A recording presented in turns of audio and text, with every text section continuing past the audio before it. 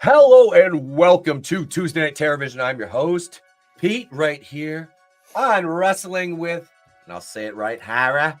There we go. Tip of the cap. But we can, that's the thing is like I won't be fined $50 every time I mention wrestling on the show anymore. So my phone just blew up. Jesus Christ, she's not even here, and I'm joined this evening by two great friends of the channel and wonderful guests on the program, J-Man. Hello. And in the bottom square, Blake from Far From Blake. What's up, everybody? Great to be back. It is fantastic to have you both here, and this is new because usually we only have one guest per week, but I decided tonight we're gonna watch Prince of Darkness, and we're gonna do this. We're gonna review this together. This was an interesting watch. I had never seen this before. I had never watched this. I'm in like 2 out of the 3 movies in the Carpenter Apocalypse trilogy. I had not seen the last 2. Me too. The thing I've seen, at least 5 to 6 times. Right. But these 2 I had never seen, and I really enjoyed Mouth of Madness, of course, with fucking Sam Neill's in it, and that man he's great. He elevates anything he's in. This one, you have Donald Pleasance, though, which is always fantastic. And I watched, I think it was Joe Blow Horror, because I really love their videos. I do. Mm-hmm. They kind of inspired me the way I make and structure my reviews, because I'm I like the way they structure it, and I really like some of their narrators that they have working for them, like Lance Velchak. The guy's got I hate the sound of my voice, especially right now. I'm all nasally. I almost sound like Bob Dylan because I have a cold. But I love their production. They did a review of this, and I was like, they were kind of iffy on it. If I'm remembering if it was theirs or another one I watched, because I watched a couple reviews on it a few weeks ago, and on this movie, on Prince of Darkness, and I was like, I liked it. I liked the movie. I was like, man, it's John Carpenter. There's not a John Carpenter movie where I don't like it. It really. I know Ghosts of Mars catches a lot of shit, but dude, I love Ghosts of Mars. It's got a fantastic cast. It really does. It's Jason Statham, man, in the early stages. That was wasn't that his? I think that was his second mainstream movie after Snatch. I mean, I saw him in Snatch. I've seen. Well, I didn't see Prince of Darkness in the theater, but I don't know whatever the first one I was. I saw Mouth of Madness in the theater. From whatever John Carpenter movie I saw in the theater. So I saw Ghost of Mars in the theater. I had the soundtrack, got the poster, the whole thing. I got the 4K just recently. So it's I'm John Carpenter is my favorite director, so I see everything. But Jason Statham, I was like, yeah, he does. He's in Snatch. Yeah, I think that was it. I was thinking this guy looks pretty cool. I think he's gonna. This guy's got something, he might be really cool. Yeah, now he's everywhere. He one of those guys that's just he was good in I think was he in the Expendables? Yeah, it's him and Stallone. They're the two. Yep. It's basically it's the old action guy with the new action guy, and they're the two main guys. I've only seen the first one. I've seen Expendables 2 with Van Damme, the greatest human being of all time. What? I haven't seen either. So oh my god! I feel like every time I come on the show, there's always a movie, and I'm like, I haven't seen that one still. Oh my god! You're too young. You're still still in the early stages. I'm in the. I was going to show you because I know we're doing thingy next week, but I just got the Beyond. This is 100 discs or something stupid, and I'm like, remember when it was just I don't know, it's 6 discs. Remember when it was just one movie? Now I open this up, it's whatever cut, theatrical, US cut, international. I'm I don't what was the one I watched 100 times? Just give me that. You're at the point where you're I don't even care anymore. Just give me the damn movie. But this does have the soundtrack. But I pulled out the Prince of Darkness Blu-ray. Oh, nice. I VHS, man. Prince of Darkness on VHS. I was gonna say I like that cover art on that. Yeah, that was cool. This is. Hang on, I've got on the thumbnail. I've seen some cool posters for this movie. You can kind of see it right there on the side.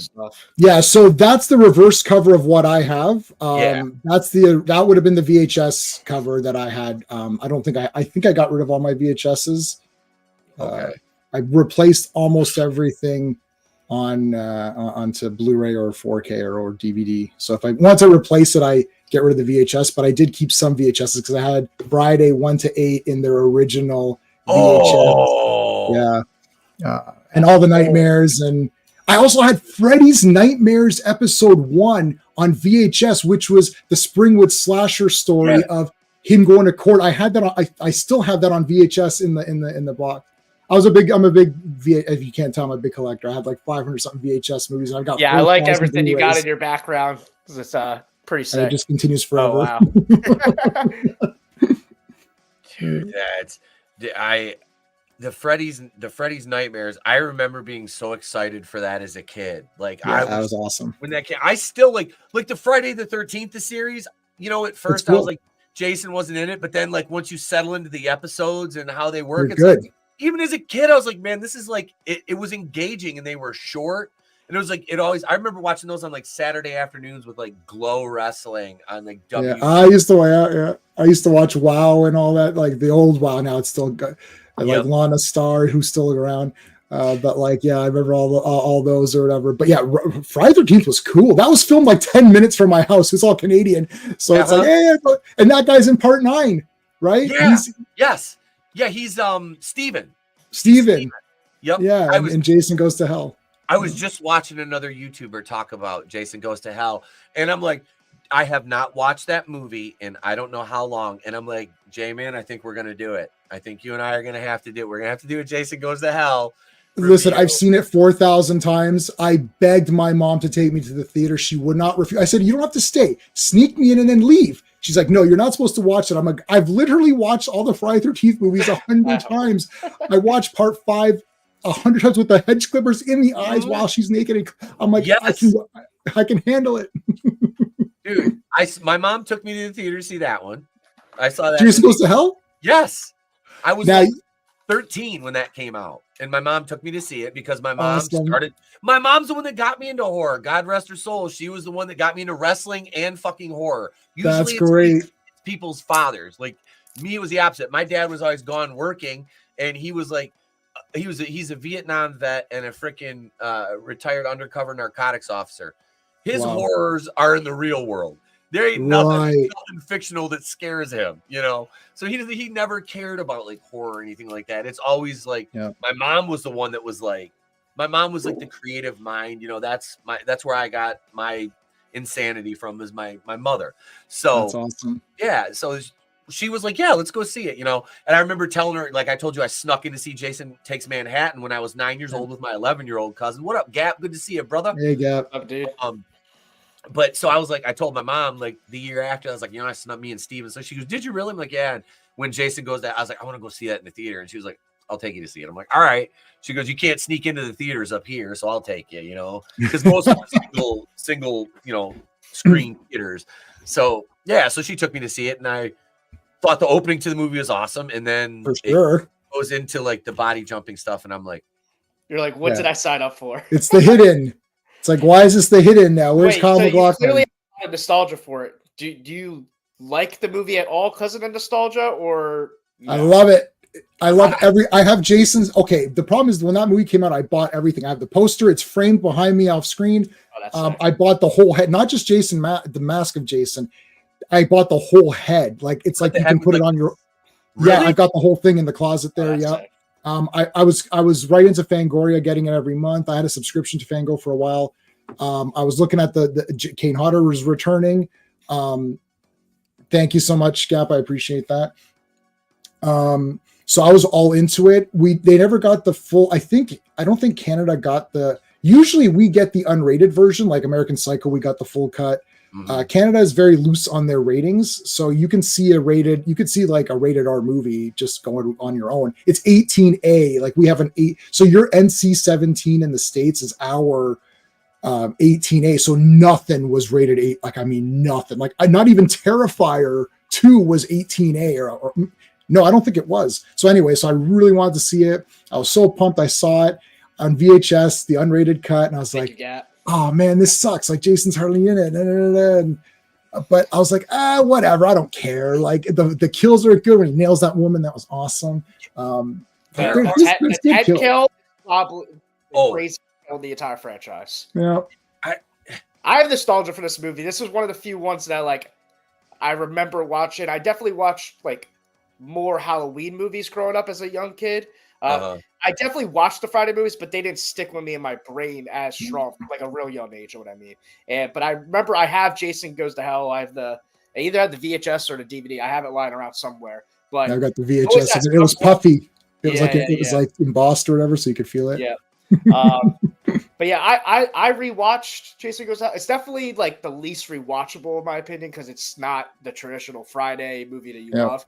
But I watched it a couple years ago for the first time in a while when I revisit everything, and I rewatch all the Fridays constantly. But I rewatched Jason Goes to Hell probably sometime this year, 3-4 months ago, and I still liked it. Like I'm not gonna say it's not like super high on my ranking or anything, but I think it's overhated for sure. I'm not gonna say it's underrated, but it's definitely overhated because there is fun to be had with it. You just have to accept, okay, this is not a traditional Jason Voorhees movie, and just go, this is bonkers, this is crazy, but I'm here for it. You know what I mean? And just you don't look at it as a Friday movie. You just look at it like, okay, this is some crazy other thing. You could have fun with it. I haven't watched that movie personally in at least I would say, and this is an honest estimate, at least 15 years. Wow. Since I've watched it. If you go in it with an open mind and just go, okay, I know this isn't a traditional Jason movie, and just try to have fun with it, I think you're going to be surprised. I felt that like the last time I watched it and in the theater, with the benefit of hindsight now, my reaction was that of Elaine Bennis in Seinfeld when she was watching The English Patient. That was me. No, I fucking hated it. So it's like, well, and then she couldn't tell anyone. But now, I will go back and I say the three of us do this. I say we watch it for Patreon. We'll watch it. We'll watch it for Patreon. Sure. We'll do a recording and then we'll do a Tuesday night episode and we'll do a review of it. For sure. Anytime you have an extra spot, if I've seen the movie already, I can just come on. I can almost do any movie. I couldn't Prince of Darkness. I want to rewatch it so I could get notes because I knew I was going to have a little bit of not a struggle on my hands because I really like this movie, but I knew I would have to come prepared more so than if we're all reviewing Halloween 4, which we all love. Right? Yeah. I can talk about Halloween 4 right now. Exactly. I don't need notes. I've watched that one more than any other one in the entire franchise. I'm pretty sure. Like that is my favorite outside of the original is part 4. It's a very good movie. And a addendum with part 3 because that movie's fucking. That's a fantastic movie. That's a great movie. Yeah. Like my review of that I did last Halloween did gangbusters because I put like 3 weeks into making that fucking video. I mean, it was like I think it ended up being like 22 minutes, and but that's one like I was like I need to borrow this one, and I clip the movie, and I take my scenes and I hit my highlights, and I have to shrink it down for copyright, Oh yeah, I know. Every time I try to do that, I mess it up somehow, and then I just get frustrated. I'm like, F it, I'm not doing it. The best way to do it, like with was it Malibu Express, the Andy Sedaris movie? I need 2 movies from you. I'm gonna message you after. Absolutely. I've got them all but 2. I'll message Stacy and 7. I think those are the 2, but I'll message you. I don't have Stacy, but I have 7. Put 7 on next. Gotcha. We'll talk after you. Okay. But yeah. So speaking of which, we got Prince of Darkness to talk about. Prince of Darkness. So as I normally do here, I have the title card, so we'll play that. And I took hella notes on this movie too.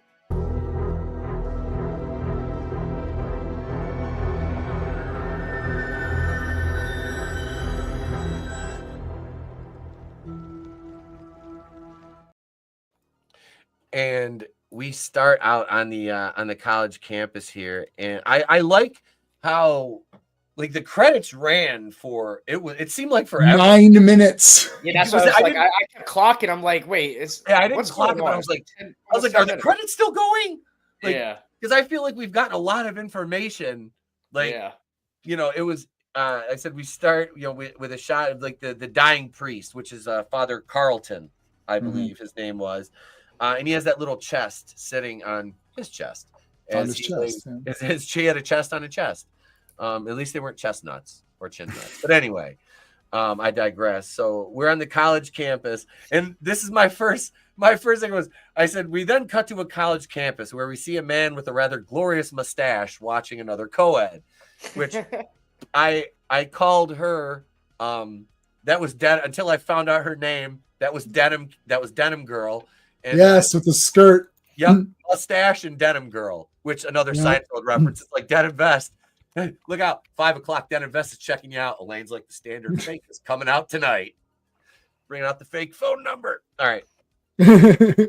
So Father Carlton he's passed. We see him expire in his bed, and the nun comes in, finds him deceased, and then she's explaining to Donald Pleasance, who is just known as Priest. I don't think they ever give him a name. He's just Priest. I don't think so. I didn't get a name, but funny thing, on Letterboxd, when you look at the cast list, I don't know if it's just a typo, whatever, but they put Father Loomis on Letterboxd as that's just to be funny, I guess. I was gonna say. That's what I'm confused about, because I didn't hear that throughout the movie. I played it even a second time, and usually this stuff is accurate. Maybe it's because they didn't have a name for it. Someone's like, I'm going to put Father Loomis, because that's what it says. This is, again, Nada from They Live is like, and then they try to say that that's his name, but like he has no name, like Roddy Piper. Yeah. Like they just, this is a John Carpenter. There's a lot of John Carpenter isms in the first like 10 minutes. There's already stuff. You're like, okay, the music runs forever. Remember that's music in it? No, because the music, it runs the entire movie. Yeah. I like the score a lot of this movie. That's one positive I'll definitely say for this movie is the score was pretty cool. That's kind of what you expect with John Carpenter. Speaking of scores, Blake, I'm glad you brought that up, bro, because I'm listening to this. And what year did Christine come out? Was it 84 or was it earlier? I don't remember the year. It's before this, though, I think. It is. Because one of the main 83. 83. Okay, so 4 years prior to this, they use beats. This is Alan Howarth and Carpenter collaborating on this score, which I love Alan Howarth. He's another one. Sure. He's fucking awesome. Like him and Carpenter like are interchangeable. It's amazing. Yeah. But you can hear the theme from Christine in a lot of this movies, like in the little, like the music they play during scenes, like when they're building tension, you hear that. Yeah. It's that dun, dun, dun, dun, dun, dun, dun, dun, you know, that, and you can hear it. I was like, every time I heard it, I was like, Christine. Yeah. Christine. Still need to watch the Christine. So. Oh, it's great. It's a good one. I've only seen 5 John Carpenter films as of my God. So no. I've only seen every John Carpenter movie 5 times, minimum 5 times. What is that? What is that thing I've seen Halloween, The Thing, In the Mouth of Madness, The Fog, and now this. And 2 of them were because of the show. You haven't seen Escape from New York? That's in my top 5 favorite movies. They're all on my list. That's the funny thing is I have like at least 7 other John Carpenter films that have been on my list for like 3 years. Oh, Escape from New York. I saw Escape from New York and like Road Warrior around the same time. And it was like, this is the greatest month of like existence. It's like, I mean, Mad Max, those both are in my top 10. And like, I mean, I don't even know, like if Snake Plissken teamed up with Mad Max in some weird way, that'd be like it'd break me. What? Like, yeah, I got to get my John Carpenter game up. That's for sure. John Carpenter needs to come back, do one more movie, do a sequel to Escape from New York with Wyatt Russell. As playing as I think Kurt Russell could still get one more in there. Can he get one more in? Let Wyatt do it. I forgot that was even his son, to be honest with you. You put that out. Wyatt Russell's great. He's the only good thing about the Falcon and Winter Soldier show was Wyatt Russell. Like, and very, very small good thing about it, because the rest of it was god awful trash garbage. I despised it. I don't know if you guys saw Thunderbolts, but he's pretty great. He's pretty great in that as well. I enjoyed him a lot. I want to see even like I've been very down on Marvel because the movies, the quality is dipped. You know, I mean, outside of Deadpool Wolverine, I'm being nice. That's real nice. I'm being very fucking nice. Because I love Deadpool Wolverine, so I'm with you. After Endgame, it just went like, I mean, I'll even throw Endgame in that basket now, because with the benefit of hindsight, 6 years removed, that movie wasn't even that good. But there's a lot of issues with it, but there's some good stuff. Yeah. But there was good to be gleaned from it. Like For sure. I was just pissed because it got spoiled for me the morning I went to go see it. I had avoided spoilers until Saturday. It was my birthday. I was going to see it with one of my best friends from high school. And I get onto Facebook and someone's like, Iron Man dies. I'm like, fuck. Yeah. I'm like, you fucking prick. This is why I deleted you once. I add you back and now you're blocked. Fuck you. I'm like, you ruined it. That's what I hate about social media and the internet. Right. And this, you can't, and especially if you're really into movies and nerdy stuff like we are and this and that, it constantly is on our feed because we make content like this or we watch content like this. So when you get on just to even do anything on YouTube, a thumbnail here or Instagram reel here or Facebook, like it doesn't matter. It's like you get punished for being fans of this stuff. I'm the guy that you all hate, though. I spoil it instantaneously to piss everyone off. I see every movie the first showing of the first day, and my friend runs an action website. He gets press passes, so he'll see it even before. And so it's like, if I can go with him, I will spoil. I Daredevil Born Again, I spoiled in the first millisecond of my first review. I was like, great, Foggy's dead in the first episode. And then, oh, you spoiled it. I was like, what? Okay. Oh yeah, Foggy's dead. You know that. Come on, you know. I was not going to watch it. Oh, you just spoiled it for him right now? I was not going to watch it. Happy. I was not going to watch it anyway because I watched one of your reviews. I just look at your thumbnails. I'm like, oh, this is yep. I was like, I saw your thumbnail reviews. It was just like, this episode sucks. This one sucks. This one sucks. Oh, it really does. I liked it. I thought it was really good. Remember the scene where Daredevil was a ninja? It's like, no, because it didn't happen. Daredevil's a ninja. When is he going to do something? It's like six episodes. I think it's building up for season 2. I think, this was him being born again. That's remember, kind of the and he got born again in season 3. The thing is like, remember when Raiders of the Lost Ark set up Temple of Doom? No. Remember when RoboCop set up RoboCop 2? No. Terminator didn't set up Terminator 2. None of the great films that we ever have, Halloween 1, you don't set it up. You need a great movie out the gate right now. This is season 4 of Daredevil. We should be fire. Season 4 of a show is where it's catching its groove. Go back to any show that you've ever watched that's long. Season 1 is the bullshit season. Everybody knows. Whatever show, even Seinfeld, right? It's a shorter season. Oh, yeah. All that stuff, right? It's still good. Yep. But you know what the problem is? There's no pilots. There used to be a pilot episode, and if it sucked, no one picked it up. Now they just film 15 episodes or whatever it is and put it out there. It's like, this is all trash. Like, when is the good stuff going to happen? Well, I would agree. Well, I agree with the pilot thing, but I would agree. But it's season 4. It's a continuation, but it's restarting with the MCU. So at the same time, they were trying to find that middle ground with that whole born again concept. Like, okay, season 3 kind of ended. I mean, we really rebirthed the show. When did the last season of season 3 end? Years ago. I don't know, but so it's kind of like they were. They were trying to continue it, but blend it. We also know the behind the scenes of like, they different showrunners and coming in and this and that. But I think they found their groove by the end of it. I know you didn't like the last episode either. I hated every second of all of it. I think they set up enough there, and I think Daredevil and Kingpin were good enough to where I do think season 2 they're going to go back to more true to form, like the original Daredevil show. No, they won't. It'll be awful. I can promise you. Well, I'm a Daredevil guy. Read all the Frank Millers, reviewed them all, have everything CGI graded. It's like, no, it's crap. I bought a bunch of Daredevil comics from the 80s at a con, and I remember I read like it was like 10 or 12 of them. I remember I read them on my flight to Vegas, and I was like, man, these are good. And it's like, I don't even want to dare touch like anything new, like past the 80s or probably 90s. I'm like, I'm good. Like, there's some okay here and there. Everything I do, like comic wise, is from like probably Bronze like Age. late 90s on back to like the 80s. Sure. Like that's don't go past 2000. And if they're doing a movie on something that's from the 2000s and then they say it's like the comics, well, it's like the shit comics. So I don't. It's like, this happened in the comics. Yeah, it happened in the bad ones that nobody likes. Yeah, nobody cares about Squirrel Girl or no, not America anybody. Chavez. I'm sorry. Ain't nobody burning down the fucking stand to get the Riri Williams Ironheart books. No, and I have read all of these, by the way. I don't just say they're crap. I read when Ironheart appeared in that garbage TV and that garbage movie. I read her first story arc, and it's absolutely terrible. did she get stuck in a bunker? Did she have to fight for her life and build something with a gun to her head? Did she come to the realization that her company and everything she's worked for and strived for needs to be rebuilt from the ground up because it was used for evil? These characters are built, right? All, you know, did this guy fight in World War II and get his ass kicked and watch his friends die and get frozen over?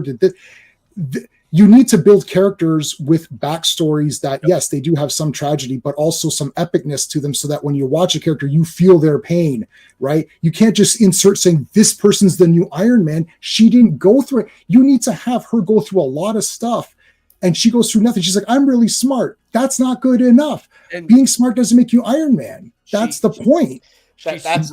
She screamed at her science teacher to oppress her. It's like, give me a break. Like, yeah, I don't know much about her. I remember seeing her in one of the MCU series shows. I didn't really care for her. I think she was in Black Panther. I forgot they're even making a new series that's coming out, like, I think next month or something. I don't know. Yep. I'll probably watch it just because I watch everything.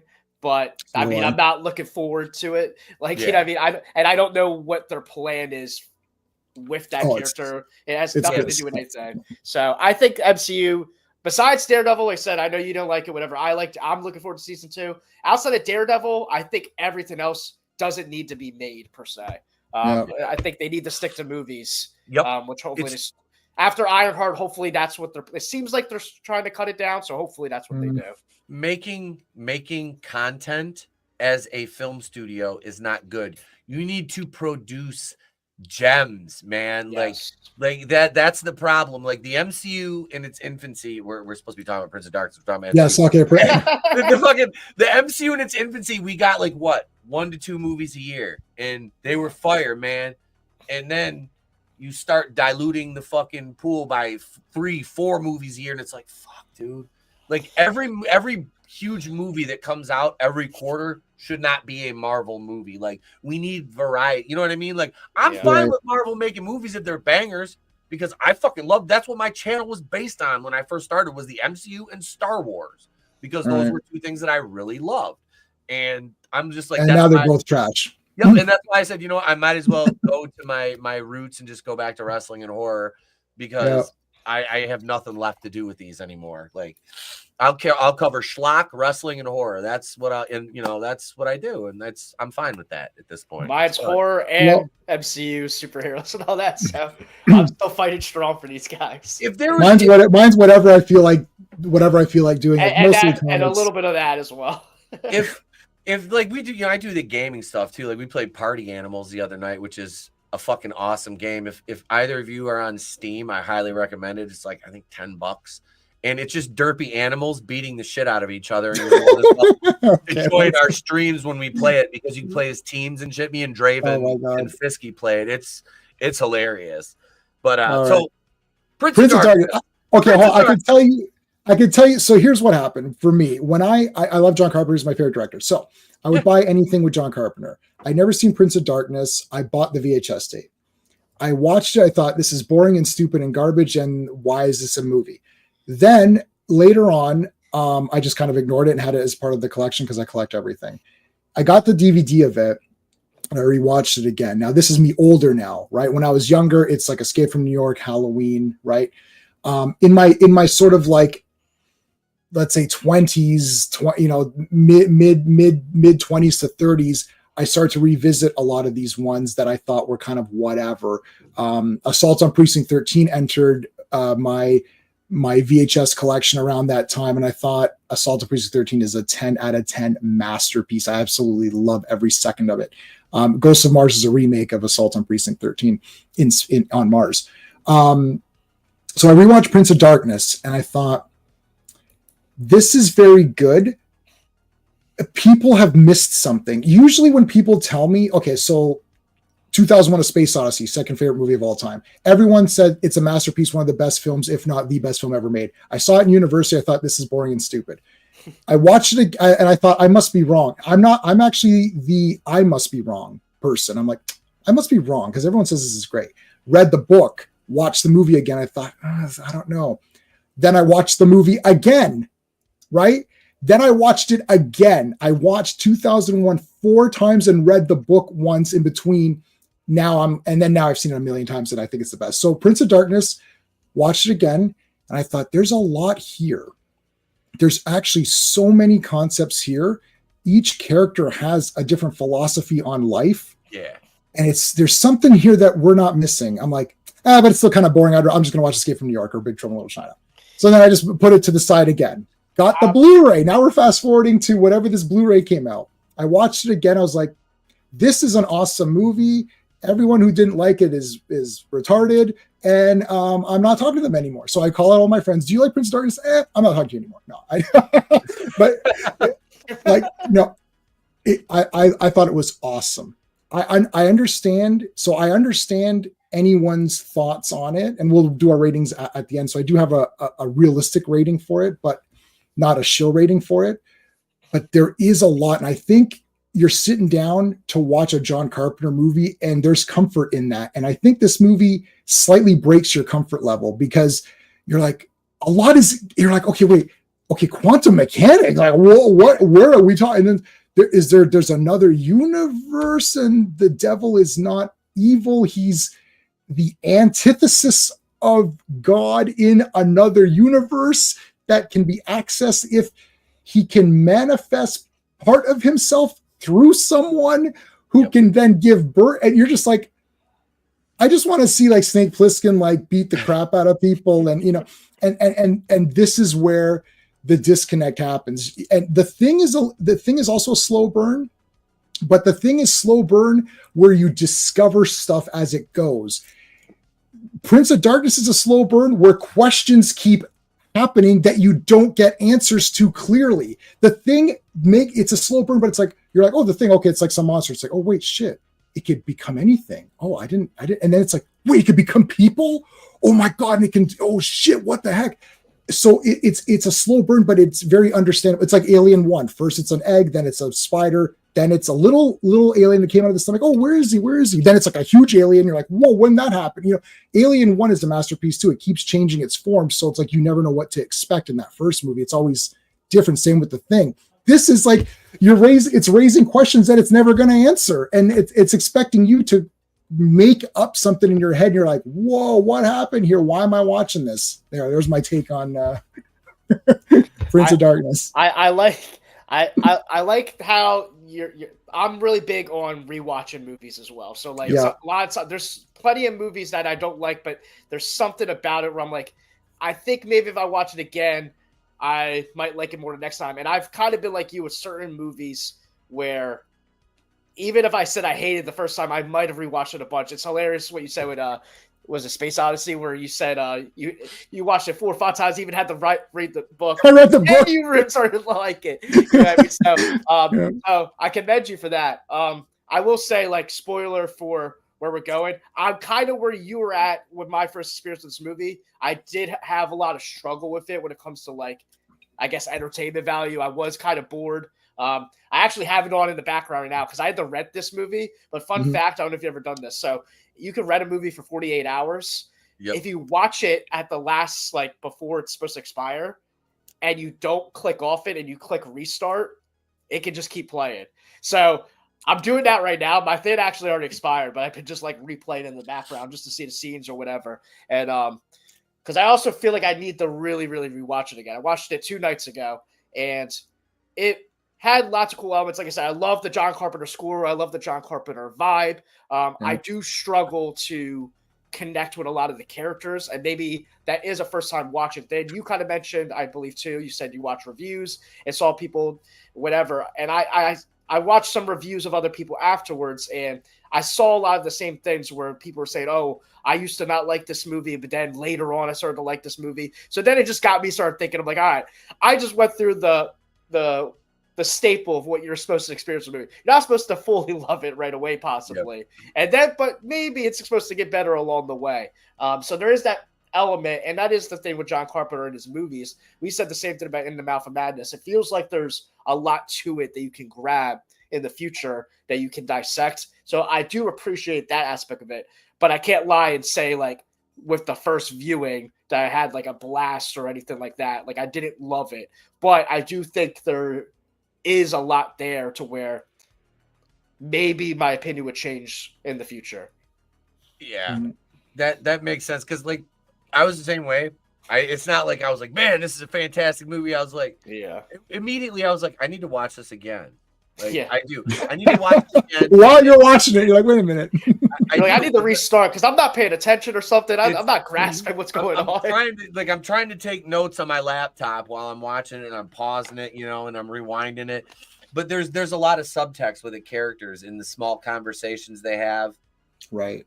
That I do want to go back and catch again because the whole quantum mechanics thing being involved in it. That like Gap made that comment earlier, that some of the facts about the movie, because that's huge. Like, think about it, this was made in 1987. I mean, that's something that really wasn't. I don't really think many people were doing anything like that in the genre. Not in horror and not in popular horror. No, in niche horror, but I think so the symbol from Blue Oyster Cult, I know what you're talking about there. There's a lot of the Sentinel. That's a friggin' cool movie. Shit, I haven't seen that since that's a VHS one. I gotta upgrade that movie. I've heard of it, but I haven't seen it. Yeah, that's a good one too. But like these, okay, so what I like is that they're taking your standard exorcist sort of, spiritual god, whatever, and they're twisting it with science in there. So it's like it's a science guy and a religious guy teaming up. So you got Egg Shen and Dr. Loomis teaming up. And you got a couple of other guys from the, you got what's his face from They Live, who's going to be in They Live, and you got the other guy, the hero, the actual hero from Big Trouble in Little China, not Kurt Russell, who's the sidekick. The bald guy, Mullins. Was it? He was Mullins in this. Was it the balding guy? It's Peter Jason, but Dr. Leahy. Okay, yeah, Dr. Leahy. Okay, he was the older guy. That's Peter Jason, who's in everything. Like, he's in every John Carpenter movie, pretty much, after this point, at least. And then what was the other guy? And the guy who plays the hero in Big Trouble in Little China, Kurt Russell's not the hero. He thinks he's the hero in the movie, but he's really not the hero. That's the point of the movie, which everyone lost.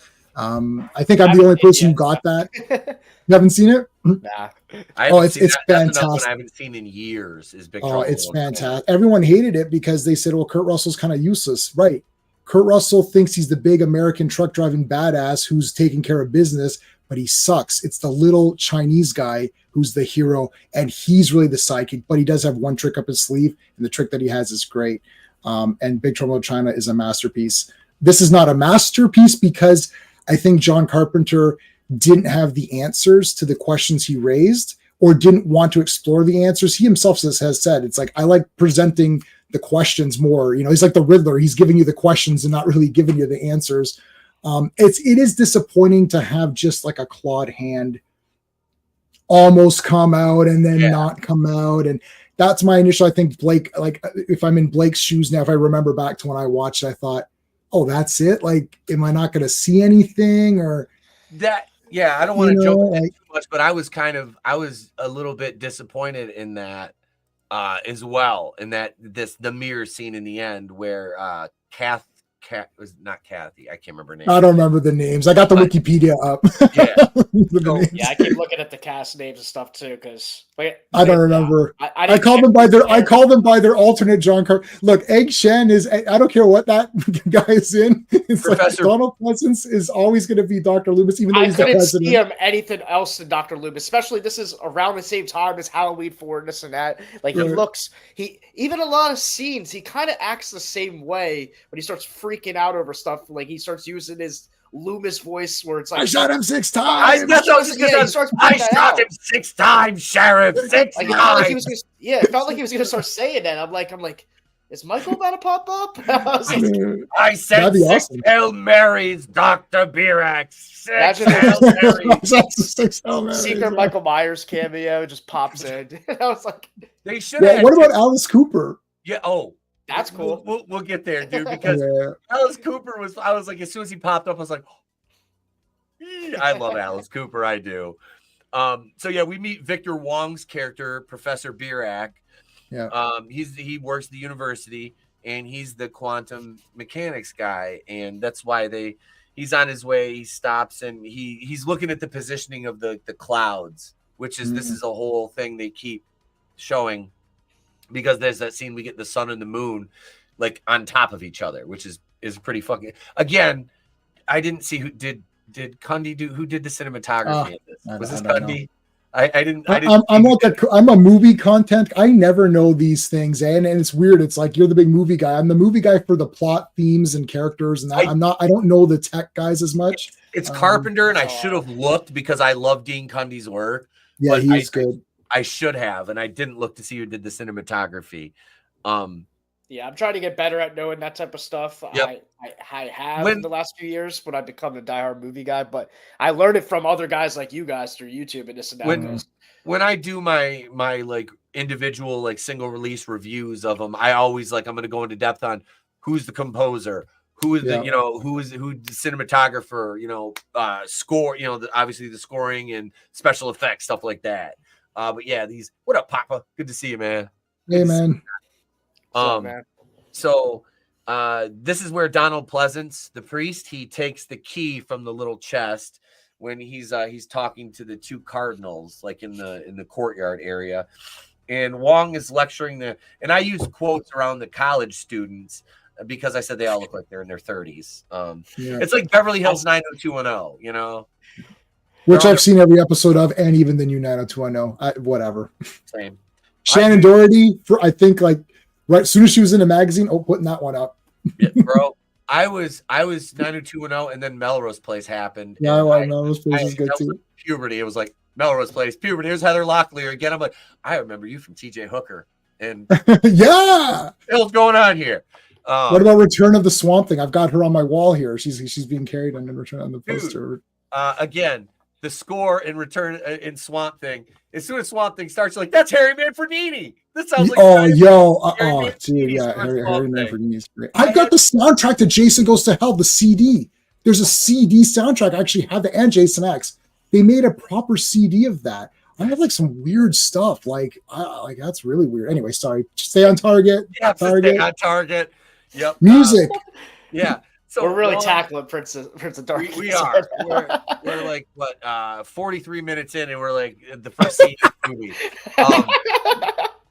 It's Wong is lecturing the college students, and it's about the basis of life and death and reality. And Pleasance, he's got the small chest, and he's this is where the first scene where we get the church, the abandoned church, where the sentinel, as they called him, the priest was for. They said 30 years he lived there. He would only go out once a week for supplies, and then he would come back. And then we go back to Mustache, and he's watching Denim Girl from afar after Birak or Wong's lecture ends. And I said, you don't know how much time has passed, but then he sees Denim Girl she's with another guy, so he's kind of like, oh, damn it. And I'm like, at first you're like, is this guy going to be like a creepy stalker in this movie? Because that's kind of how they present him at first. You know what I mean? That's what I thought. I never thought that. I was just like, why the fuck is this guy just creeping on this chick, dude? That's what I thought it opened the scene. I was like, oh, this is some situation where he's gonna stalk. Oh my god, girl, this and you that. Guys are you guys. And then the very next scene, he's risen her up, and he's like, hey, and she's into it. I'm like, okay, it was weird how they set that up. I thought the same thing. Oh my god, you guys are so mean. He's a nice man who just wants a good wife. You're just scoping her out. Like, I mean, that's we didn't have. He couldn't stalk her social media, bro. It's 1987. That's how you had to do it back in the day. That's how we used to do it. It's like you want to watch her social and just go, I like that one. I'm gonna approach her later. Right? We met at 7-Eleven. He's just fucking he's just chilling, taking notes. Okay, she likes to wear this. I was like, yeah, she's into denim.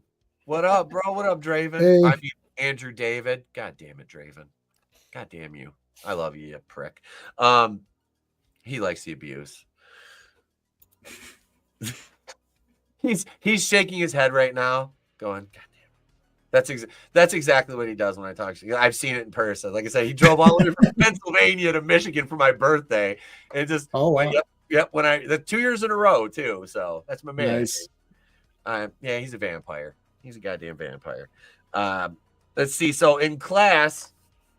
Mustache notices a limo pull up, and dude, I didn't think that. Yep, there is right there. There's the Draven. Yep. That's the shut the fuck up, Pete. So the nun is rolling in a fucking stretch. Like the Catholics are they're dropping dime, dude. They're just like, here, roll up in style, sister. Go ahead. Yeah. Oh, nice. Is that Power Rangers? Yes, it was. That's sick. Sorry? I noticed it immediately. What? Oh, my ring. Oh, that's to remind me to take my pills, which I already took. So. Yes, I'm a Power Ranger. Sorry, guys. I didn't want to break my cover. I was like, oh shit, which Ranger are you? He can't be the White Ranger because if he has white power, he's getting canceled. Yeah, no, I'd be the Green Ranger. Oh, absolutely. He was always the fucking coolest. Yeah. Let's see. So limo pulls up and Wong is going to meet, or BRAC is going to meet Pleasance. I keep calling him Wong. I'm just calling him by his the actor's name, Victor Wong. Yeah, I just call him that. Who was great in Tremors as well. Yes. That's a gem, dude. The original Tremors. I own all 7 of them. So do I. The ass blasters. I don't know. There's like 100 of them. I don't know. So the first 2 are pretty solid. Fred Ward is back in part 2, so yeah, dude. Fred, yeah, fuck it. What was what was the was it the detective? Remo Williams? Remo Williams. I couldn't think of it. It eluded me. Yeah, Remo Williams. Oh, that's a great movie, and that's based on the Destroyer novels. And I've read the first 3 Destroyer novels and have all of the magazines that came out. It's a great series of books. And that movie was awesome, and it was like completely like like no one cares. Like I don't care. It's like, but it's great. Kate Mulgrew is in it too. So Janeway before she's Janeway. Oh my God. Power Rangers. Look at all the Power Rangers love. Thank you, everybody. I've met many of the Power. Kimberly lives 10 minutes from here. She goes to my comic store. Who really? Pink Ranger, original Pink Ranger. She goes to my comic shop. So she was at my comic shop signing her comics. So I just came away. Okay, get a picture. I got a picture with her right there, like at my shop. Like it's 10 minutes away. That's awesome. That is awesome. Yeah. God damn. Oh my God. Yeah. Most guys our age first crush right there. Like she was one of them. Let's see. So we got Wong goes to meet Pleasance. They're looking like over religious artifacts, and they go over the deceased priest's diary as Pleasance is kind of asking for help. And Mustache is in his room alone playing solitaire when he sees a news report that says, and this is they made a point to show the supernova being discovered, because I'm pretty sure all that plays in obviously to the plot of this. So yeah, that was another little sidebar thing. Let's see. And Pleasance and Wong go back to the abandoned church, and you get some exposition about the priest here, Father Carlton. You say he's the guardian priest, the sentinel. He lived there for 30 years. He would only leave once a week. The church was built in the 1500s too. Like they make a point to say that.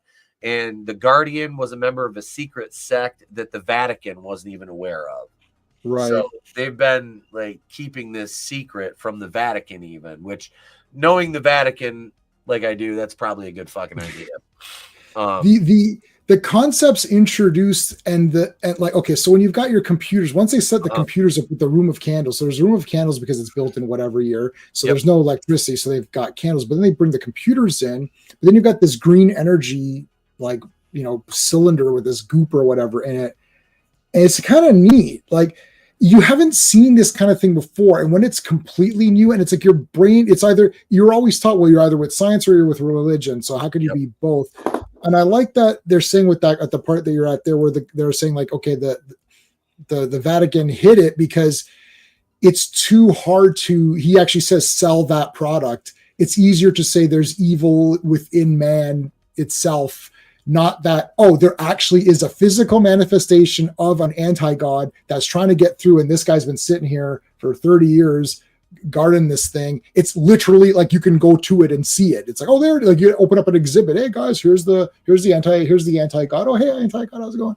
Like it's pretty weird. I watched Siskel and Ebert's review of it. Yeah. So once the computers start coming in, it's really interesting. And then he's already setting up stuff. The sets here are really good too. Everything looks awesome. And this is the one that I loaned you from the library. By the way, Blake, you need to get on my library program. I borrow a lot of stuff from, even though I own like 4,000 Blu-rays, so I don't mind loaning them out in the library.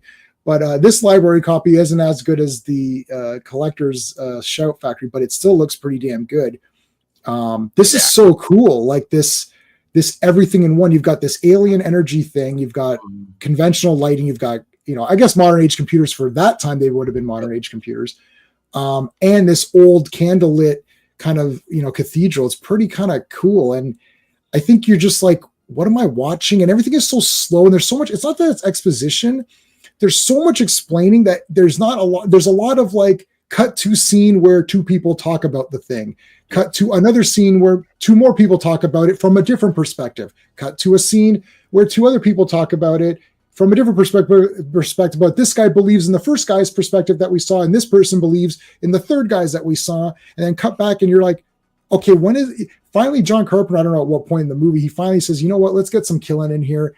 And then it becomes you're possessed if you get touched with liquid. And then we've seen this now many, many times. Like, okay, oh no, the liquid fell on him. Well, that's it. They're possessed, right? Like, and then, but it's a slow burn. That point. It is, but the homeless people outside it's neat. That part's probably the most intriguing parts of it. Right. You know why? Because it's like you're used to seeing them. You don't realize how many of them there are until they start becoming a threat. And that became scary because now all of a sudden it's a Night of the Living Dead situation. You're also trapped in the church. So I don't know. Etep, you haven't seen Demons, have you? That's not Argento. He produced it. We're getting on that one. We're gonna mark that shit down and do it. I guarantee Demons 100%, 10 out of 10. I'm guaranteeing the Demons 10 out of 10. It's a damn best. It's Argento produced it, so you can call it's not a giallo, but it's a Demons movie. Anyways, I'm gonna get. I'll put it in the library. All right, Blake, you can go in there and download tonight. I'm gonna borrow my movies tonight. Yes, and you don't have to return them ever. I'm the best. My library is the best library. I've built quite a collection. But yeah, I love this slobby guy. And look, even with amongst the characters, each person believes in something different. Some are more willing to believe, some are less willing to believe, some are just schlubs. I love the guy who's like, oh, I got to come in on Saturday. Like I'm just doing this course just to, he's the guy from Big Trouble. I'm just doing this course to get my grades, and I got to come in. I got a date tonight. Like why? And each guy's got his perspective. What do you think of Green Group represents? What do you guys think it represents? I took it as that was like basically Satan trying to achieve it's the son of Satan. If I heard the exposition correctly, it was the son of Satan. Satan buried him in the desert in the Middle East, and they exhumed it. They took it there to safeguard it, and he is trying to basically work his way out and physically manifest. That's it. You need to have someone physically manifest in another person or something so that it could be born. Like it's Rosemary's Baby. Like it's taken all of these things that we've seen already 100 times, right? And John Carpenter's trying to mesh them all together, and to I guess to varying degrees of success, right? Like ultimately, you got to enjoy the movie. You can have great messaging, and at the end be like, "Wow, that was a great message," but I'm really not going to watch this again, right? Like there needs to be some more enjoyment factor. I'm okay with slow-moving science fiction and slow-moving horror if I feel there's something more going on. Right? Or Terrifier. Like I can't do like Jaws Part 1 and Jaws Part 4. Those are the two best Jaws movies. Part 1, it's a real movie, good character development, suspense. And then Part 4 is like, yeah, F it. It's a giant shark eating people. Who cares? That's the one with Michael Caine. With Michael Caine. In the immortal performance. He's a superhero in that movie because he's wet and then he's dry in 1 second. Yep. Michael Caine was just like, I don't care. They're paying me well. Fuck it. I'll film the movie and go home richer than I came in. That was basically Michael Caine's Jaws. He did not give one single not one, his not even one. I looked for one. There wasn't any. No. There was zero fucks to give by Michael Caine. So we've seen the scene where in the bowels of the church there with our like cathedral room with the vat, and Wong and Pleasance are talking about the earth, the shift in the earth and environment in the last month, and Pleasance alludes to like he's felt like the presence of evil, and he alludes to it being Satan that's doing it. And then we go to Denim Girl, who is like what Debbie is her name. Wait, I think it's Denim Debbie. Yeah, she's the married one. Because I remember one of them's like interested in her, and he's like, oh, she's married. And he's like, oh, like it was a challenge. Denim Girl and the Asian guy, which is Walter, I believe his name was. Yeah. So he's the hero from Big Trouble in Little China, the actual hero. Yeah. Yep. They're talking on the way to class, and we have the 5 students, including Mustache, whose name is Brian. Denim Girl is Catherine. They're included. Yes. And Professor Barrack is Wong, and he's requested 5 students and 3 other individuals join them in what we can only assume they're assisting the archdiocese in this investigation. And he tells them they're staying on location. We find out all of them are like physicists, and they're all brilliant. Barrack notices the woman praying to, I think it was a woman, or was that Alice Cooper? I couldn't tell because it was like far away. With the ants. I couldn't tell either. I thought it was a woman. I think it was the homeless woman that shanked the guy with the scissors later on. Which who has like the little ants. It looked like Alice Cooper at first, and then it didn't. It was it doesn't really matter. It's one of the downtrodden. Yeah. And then he sees the ants, but before that, we had that scene where they showed that huge ant colony just like teeming and overrun with like fire ants. It was a cool scene. It was just cool imagery. I'm like, this is very fucking Carpenter. I'm like, I like it. Just it reminds me of like the rotting pumpkin kind of thing, but it's like ants. I don't know. Maybe it's just me. Pleasance and Wong are discussing the problem, and Wong states they need to keep it locked away because the real world isn't ready for what's in that container. And this is Wong saying that from the non-religious perspective. So it's cool. Like I'm like I enjoy the blend of the theology and science in this.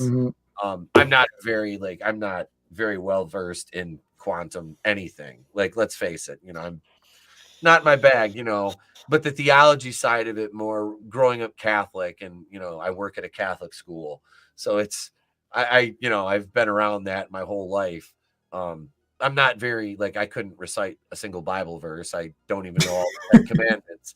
I barely know the Our Father, but I mean, I know the tenets of religion. You know what I mean? So it's like it's just interesting to see those two worlds like kind of coalesce together in this. And in 1987 too, like I said, it's fucking neat. Like looking back and watching this movie that's 28 years old now.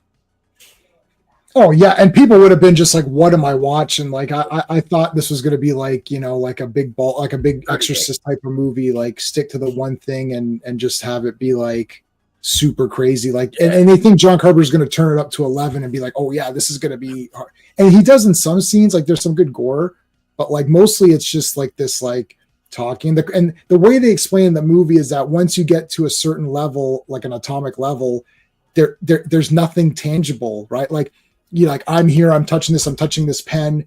Okay. But you go into the molecules of this pen and all the molecules are like the same. So how is it a pen?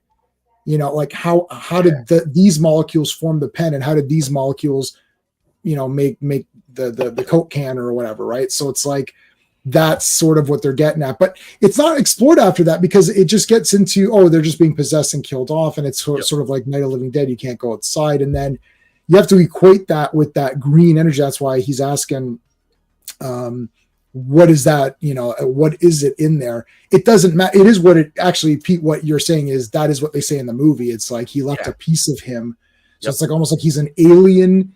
Somehow he got through. Like you're sitting there saying, okay, there's mirrors. Like certainly there's other mirrors. Like I understand that it needs to be big enough for him to get through. So you can't use the little, little makeup mirror or whatever. So you can't do that. But it's like, okay, like, can she go to another mirror? Like just throw, because it feels like something came out of her, but then they throw her into the mirror. So, but is that it? Like, I guess they're just, so they broke that mirror. So as long as you got rid of her, that cut everything off, and everyone just went back to being homeless and whatever. Everyone's good with their day, I guess. But then there's the double fake out, mouth of madness, double dream. It's like, it's a dream. Oh, it's a dream. Oh, it's a...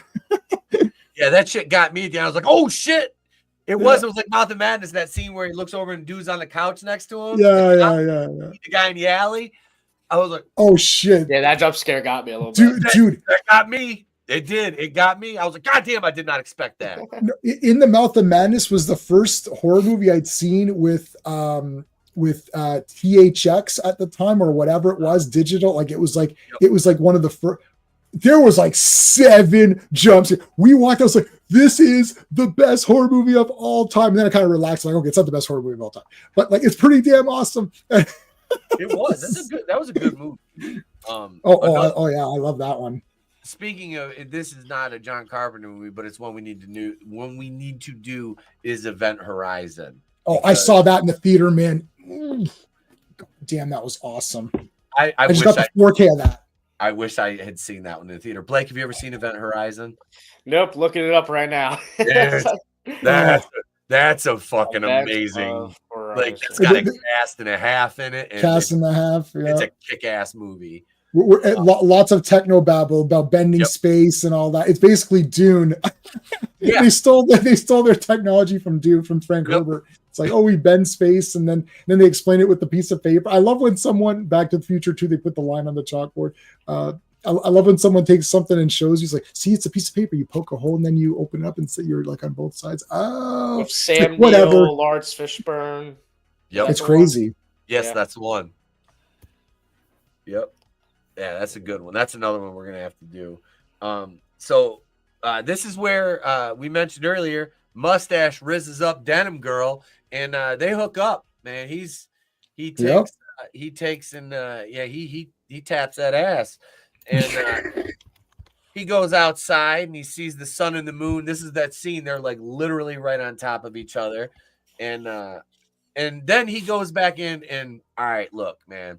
If you've ever tried to take your lady coffee in bed, this motherfucking cup was not full, because there is no way you're maneuvering like that in bed. I was paying attention to that scene. I'm like, this is very dangerous. That was my whole concern. He's gonna burn her fucking head with that coffee. What I was saying. I was like, if she's not into this right now, she can't. That's actually like he has her like held captive, because like, she's laying there like, I better kiss this guy because the coffee's right here. There's no other option. If she was like, I'm not feeling this guy. I feel different about him when I woke up in the morning. So, yeah, exactly. I'm like, okay. You love me, don't you, bitch? You love me, don't you, bitch? Yeah, you're the best. Can I use the bathroom now? No, not yet. Okay.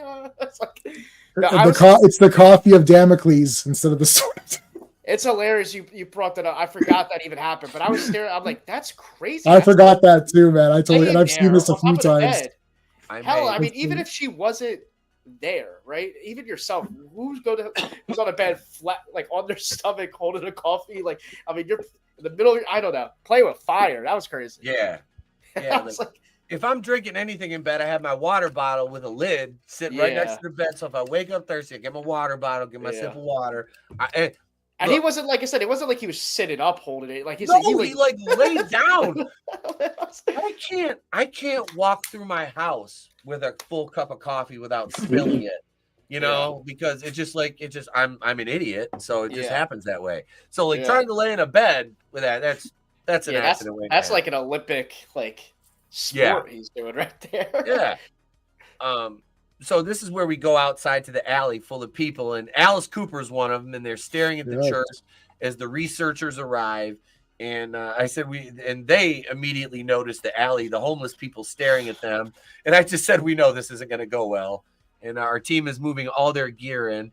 And this is when Dr. Paul Leahy arrives and talks to Birak and has no idea what he's really doing there. Leahy's assistant is setting up all the equipment. And they show like how they've got it all set up upstairs. And then, like we said, in the main cathedral room. And the alley people are staring directly at the gate. And I said they're staring like they're giving away free fent and loose change, which is would have been methadone. I don't know.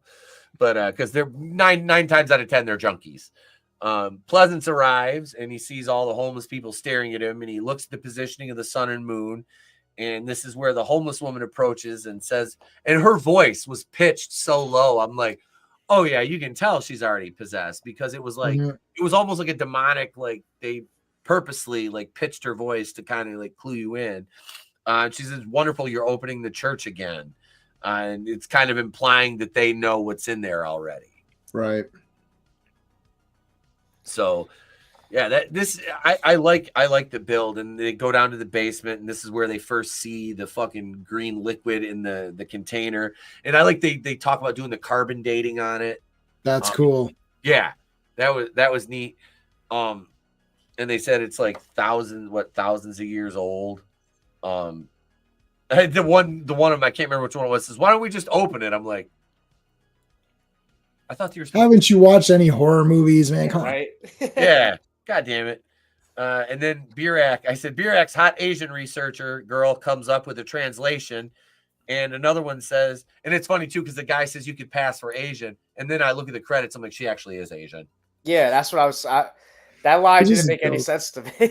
I know. I'm like, why did he? I was like, he's clearly Asian. I'm like, yeah, that's what I'm saying. Like, she was very clearly Asian. Oh, you can pass for Asian, because I don't know if he said that because he thought by her reaction that she wasn't. I'm like, yeah, he very clearly is. And then, like I said, the actress was. I think later in the movie too, he like said it again, like where he said like, "Oh, I didn't mean to say that you were." I don't. Right. It was after she was possessed. Yeah, yeah, and I'm like, yep.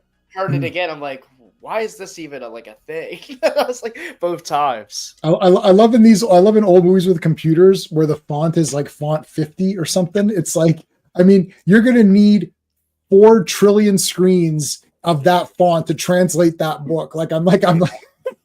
It's like 3 lines of text per screen. I don't know why that's a thing. It always irks me because you look back, you're like, oh, I had a monochrome monitor. I had like early computers. It's like it wasn't the font wasn't that big. Like it was for the audience to read. It's for the audience to read. I know, but it's just funny because you're just like, it is funny. That's how they do it and everything. I was like, it's all movies. They're running MS-DOS on them motherfuckers in 1987. MS-DOS is awesome, man. That's what they were running on them. I made a Friday the 13th game in grade 9 using DOS, cool. Where you play Jason and you had to kill all of the teens in a certain way without them being around to get you. So it was all if-then statements. So if you whatever, then you could select that.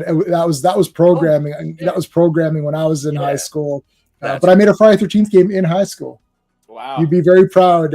That's in grade 6, dude. In grade 6, I did a book report on Friday the 13th, part 3, the novelization. I still have the novel. They did a novelization of part 3.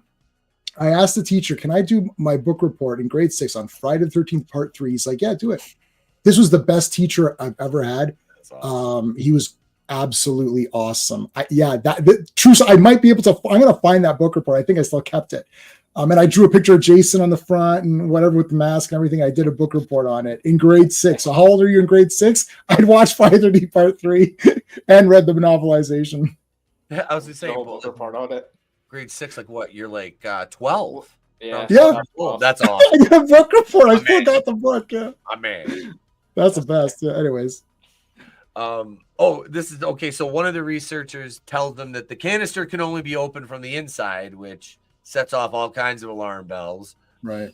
And I love this. They show Dr. Leahy. He's smoking a square. He's eating Oreos. He's got an apple. I'm like, 1987. This was a balanced fucking meal. You know, your fucking cigarette, your Oreos, and your apple right there. You got all the food groups covered. I love apples and Oreos. I've had an apple a day my entire life.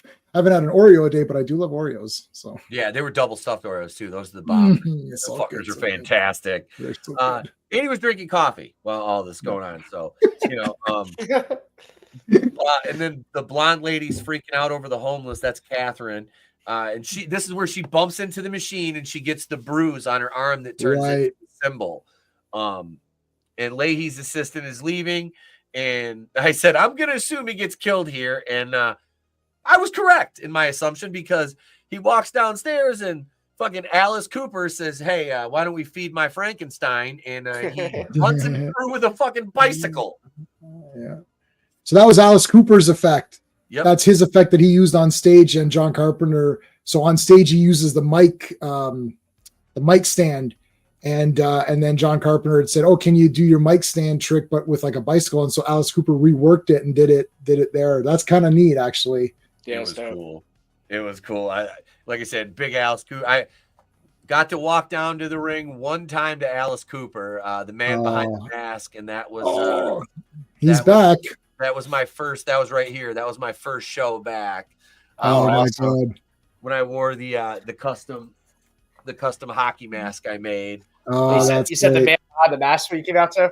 Yep, yeah. That was my comeback theme. Did you get all the right holes proper? Does it have the right configuration? I'm a stickler. Yeah, it looks good. Yep, that looks right. Okay. This was an official Friday the 13th mask that I sanded and painted and did the battle damage to, like mustard. I used mustard on it. You just paint mustard. Jared, my boy, is a prop maker, and he sent me a video, and you can use mustard or toothpaste where you want to do your battle damage over your paint. You let it dry, and then you paint over it, and then you just peel it off, and it gives you That's a great tip. Yep. Yeah, that's an awesome tip. That's really cool. Yeah, so that was how that was made. So we got the married research lady. She goes down to the wait, I missed one. Mustache asked Birak what's going on because the canister is manifesting itself into something, and Birak reveals to Brian Mustache Marsh, exactly what it is. And that's when, like I said, married research lady comes down with balding research guy, and she says the carbon dating is 7 million years old at this point, which you're like, holy fuck. And then the bald guy leaves her in the chamber, and then we see some of the liquid. That's when it goes up on the ceiling. And this confused me because I'm like, the lid is on the canister.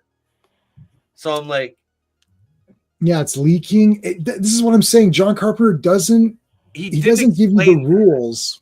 No, that's it. There's no rules for like how it has to get out and escape. Yeah. Which really threw me for a loop. I'm not going to lie. That was I feel like this movie has a lot of stuff like that where they can kind of, like you said earlier, J-Man, about raising all these questions you don't really get answers to, where it's like there's so many random things that happen that I don't even know exactly why certain things are happening or how it happened. One question, this might just be me, maybe it was a little bit more simple. I can gather interpretations, but what was since you loved this movie for a while, J-Man, interpretation of like the whole purpose behind all these different homeless people and what they're doing? Because I found them very intriguing. Like, is it a cult? Is it just them? Are they trying to help the entity, or are they trying to stop people from getting in there? Because at some points you feel like you're trying to warn people, but then they're also killing people. So it doesn't they're definitely, it feels like. Yeah, they're definitely working for the bad guy. I think it's just like the downtrodden, and they're easy to control. So the scientists were harder to possess. They have to have more of a physical touch. So either a liquid has to touch them, or they have to get close enough. Whereas the homeless, he can spread himself like thinner and get more of them because they're just, as Pete was saying. I mean, we know that a lot of them, for whatever reason, I'm not saying anything negative. I'm just saying that, they are either on drugs or they're drunk or there's something, right? So they're a lot easier to manipulate and control. And John Carpenter loves this. He did it in Assault on Precinct 13, and he did it. It's almost exactly the same. And Big Daddy Mars even looks like Alice Cooper in Ghosts of Mars. He loves this idea of like sort of a mass amount of people that are just like kind of like are just nameless. It's like the nameless masses of evil, which are easy to control. And I don't know if he's trying to do like a big allegory, like like Satan, as the church can control people through its style of brainwashing, versus Satan can do the same thing through actual manipulation. He has telekinesis, which is said. So he has a consciousness. So that small crack is to say that, yeah, liquid can also come out because it's a small crack and liquid can come out, but also some of his consciousness can come out and his consciousness can control stuff.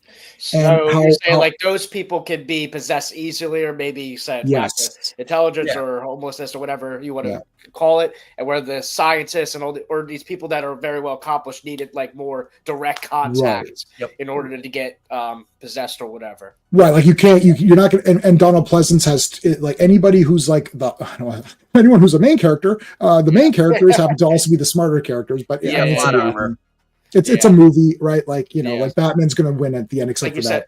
Like you said, also whether it's scientific background or theology background or whatever, someone has well versed in anything. So those guys, they needed to have everything else would happen. Extra, or physical contact. Like if the liquid touches you, then now the liquid is on you. So the homeless revealed possessed by demonic entities becoming aggressive. Influence the anti-god. And I saw Gap, you mentioned earlier about the ending explaining what's going on. I understand that the girl gets pushed in and that closes the portals because it was through her, but it looked like she was pregnant and giving birth to something, unless the thing she gave birth to became her. Like I couldn't tell if is this a metamorphosis that is masqueraded as a birth, or like what? That's kind of what it looked like, because her skin was changing the further along she got in the process. But that's kind of the way I took it, because at first I thought, okay, obviously she's gonna have a baby, right? And like a little zombie baby. The real question is, what is she gonna name it? So that's what's on everyone's mind. Damien. His name will be Aiden Michael, and he'll be her world. He'll be the center of her world. I don't know. Somebody in the audience has got a kid named Aiden Michael. I think that might be one of my students' names. I have no idea. I can't remember. The edibles kicked in. Something to take my mind off this cold. So where are we at? This is where the Debbie, the denim girl, she gets the mist. The great Mutah sprays her with the mist, and it spills down her throat. I'm not making a fucking joke. It literally goes right down her throat and into her eyes. And like I said, this is my line. I said, I still don't understand how the container was open, or how how it got out at this point. I'm like, son of a bitch. Accept it. I did. I'm like, this is like, just lay back and take it. Okay. All right. That's what she said. The evil's taken over now. Well, here we are. The alignments of the they're showing the alignments of the whatever. It's one of these, like, when the moon and whatever align or some crap. I'm sure it's after whatever million years it does something. This is what I'm saying. It's a lot of interpretation, which is fine. It's fine, but John Carpenter needs to know that if you do that, you're gonna lose a lot of your audience very quickly, who is used to a certain thing. This is the Jason Goes to Hell. It's like, oh, we wanted to do something different. We don't want it to be different because we're comforted in the fact that we're watching a Friday the 13th movie, that we know what's going to happen. It almost feels like it's a reward for, being a fan, And when they break that, you feel like they've somehow personally attacked you. Like with Jason Goes to Hell, with the Black Album, Metallica Black Album, that's a good example. Any of these things where it's like, you feel like, hey, I was a fan and you guys changed the thing. Like, what are you saying? You're saying the Friday the 13th movies that I liked weren't good. You've got to do this demonology crap and Necronomicon and all this crap in this movie. Like, it's like, what are you saying? It's like, we just want a slasher. You're saying it's not good enough. No, we're not. They're not trying to. Halloween Ends. Yeah, that's a brutal movie. But we're not going to do that stream. That's a brutal movie. And I love Halloween Kills. I know Pete doesn't like it, so I love Trina. I love Halloween Kills too. I'm outnumbered. We're outnumbered. No, I'm outnumbered. I absolutely love it. I don't know why. It's like top 5 Halloween movies. When it was in the theaters, I was on a high when I was watching. I was me too. It was so. I thought it was great, and the movie's over. My one cousin liked it. I saw it with my other cousin. He's like, "That sucked." I'm like, "What movie are you watching?" I was like, "I said, great. Yeah." And all my friends were like, "That was the best movie ever." We're like, "Yeah, this is like the greatest Halloween movie ever." Yeah. Very Evil dies tonight. Evil dies tonight. I thought that was hilarious. It was hilarious. Pete, all of the people screaming that got killed. I know, thank God. So there you go. What more do you want? The only thing I What do you really want don't from like me? about that movie is I do think the hospital scene is a little stretched out too far. Oh And my I God. and I do think it would have been so much better. I get it, they're being stupid and irrational, but like the guy who they all thought was going to be Michael Myers obviously looks like Danny DeVito's Penguin. Right. It's I saw something that someone said that I really liked, and I think it would have been really cool, and it would have been a good little Easter egg for the fans if they made that person they were going after Nick Castle.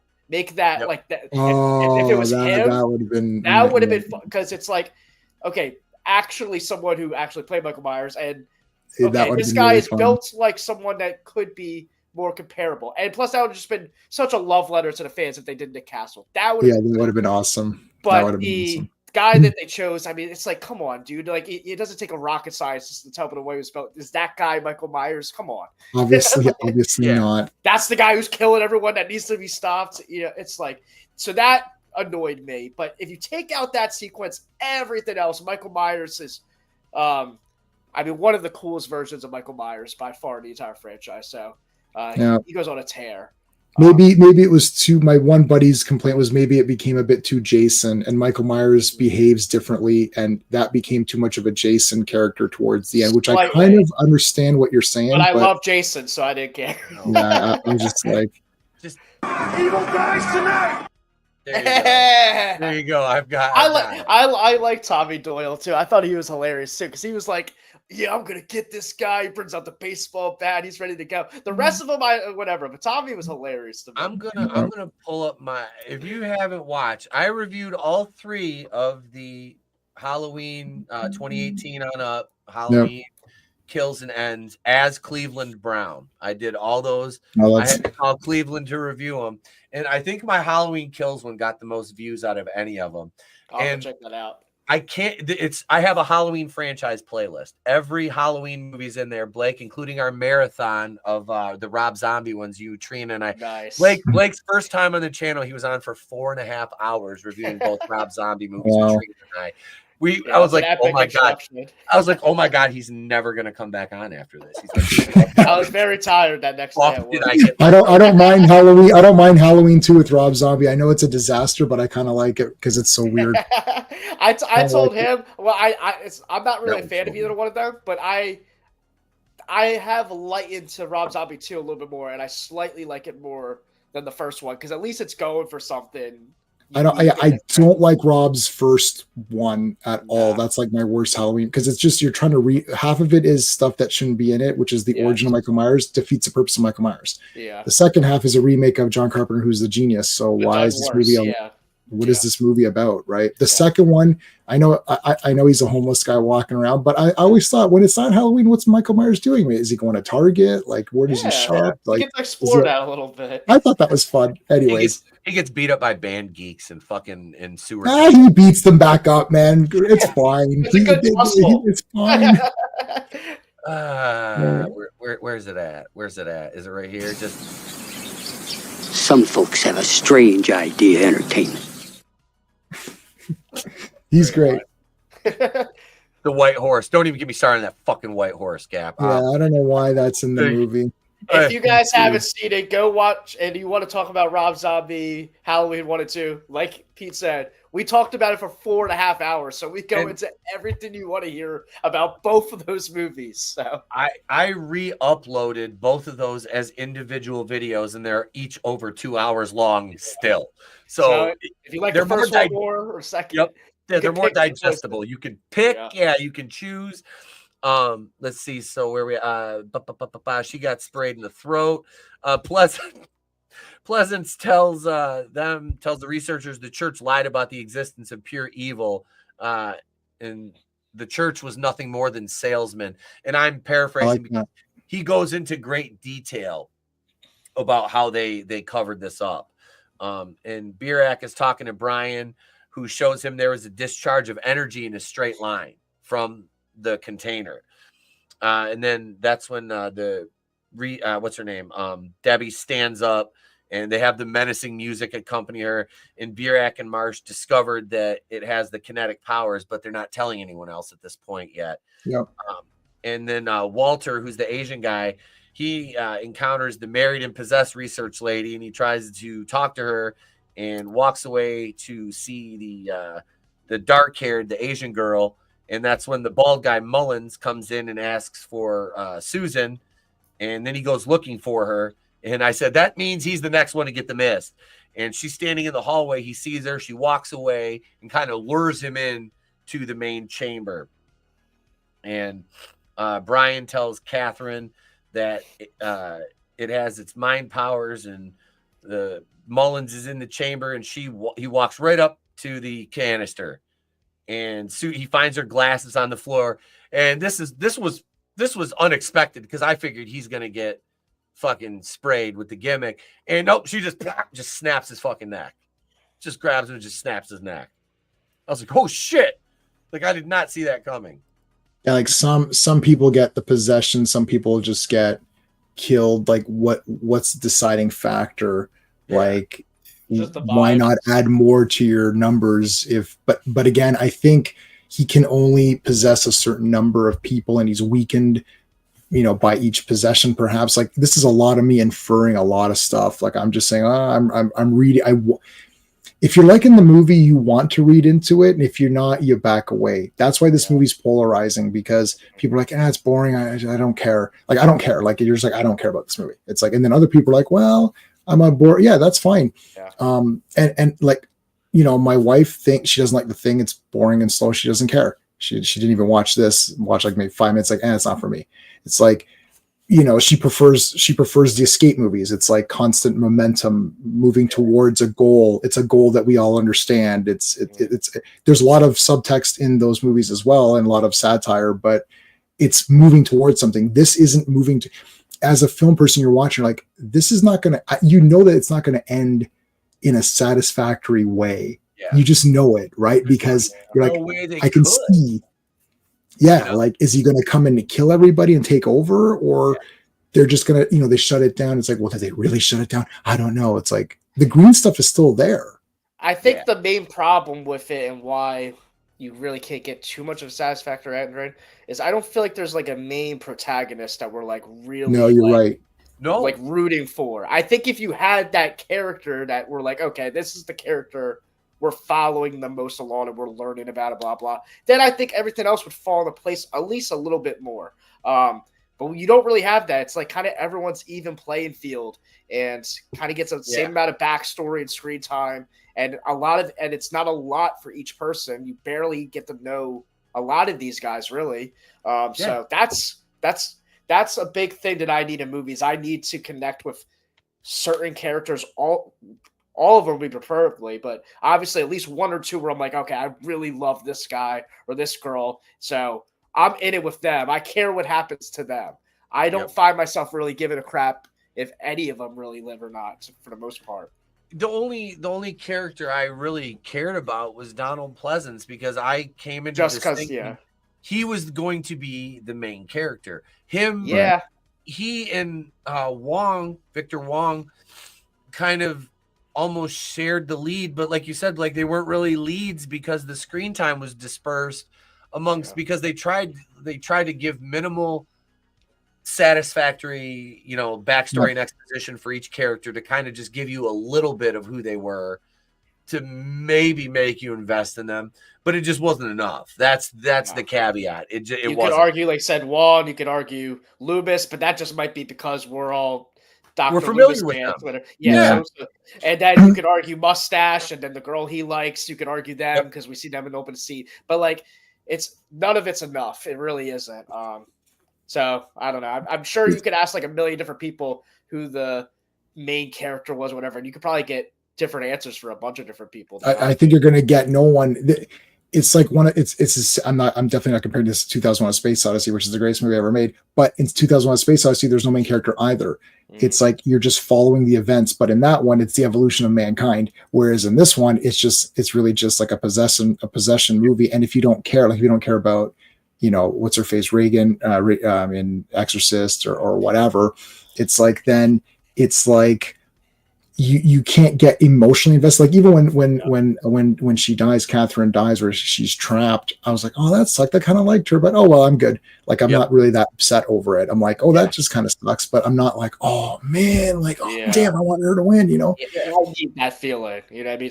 The character's got the lowest score on my space rating system for this movie. That's where it gets hurt on characters and pacing. Those are the two out of my category. And that's probably like two of my biggest things I need is characters, and pacing is definitely huge.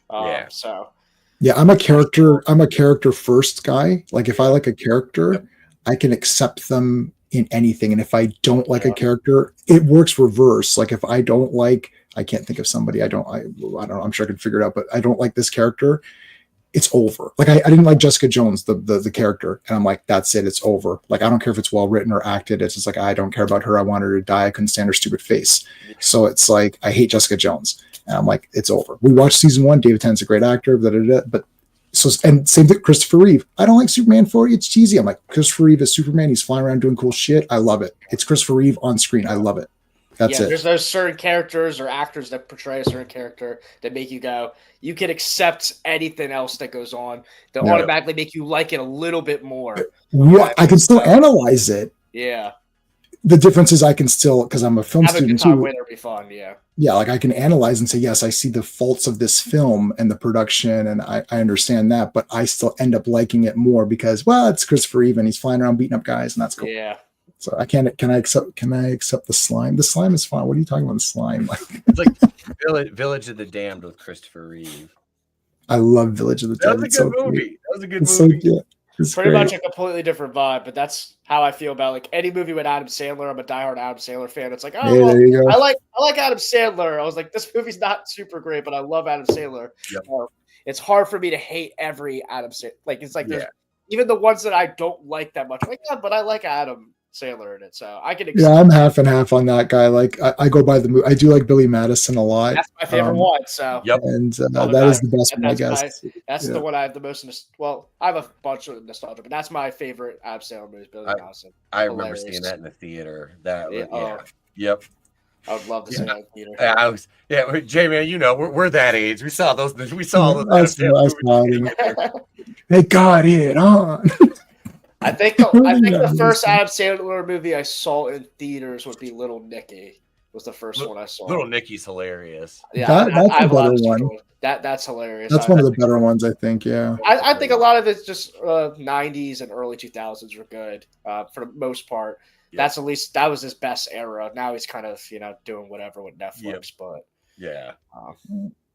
So let's see. We're up to the scene where Frank is outside with I called him what we got. I can't remember the other guys. We had Black Carl outside, and Frank gets covered in bugs and shanked to death by a homeless woman. Gross. This scene was awesome with the bugs. It was like, that was pretty. It was cool. I said, so at this point we're up to 2 deaths and 1 possession. I said right here, female who passes for Asian. Here's a cracking door. They notice Frank is gone, and no one has seen Susan, but nobody asks about Baldy. That's baldism. It's discrimination. As it should be. Asian guy Walter is awakened by mustache. Baldy Wyndham married Susan, and Mullins are missing. The team is about to have a meeting and discuss what to do. And Asian passing girl just fucking wanders around as opposed to going to the meeting, because she just goes and lays. We're having a meeting. Okay, I'm gonna go lay down and go to sleep.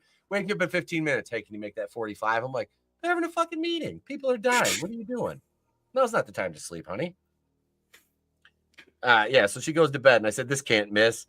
So Susan appears and closes the door. Burak has the same dream as this is where we see the dream. Yeah, this is cool.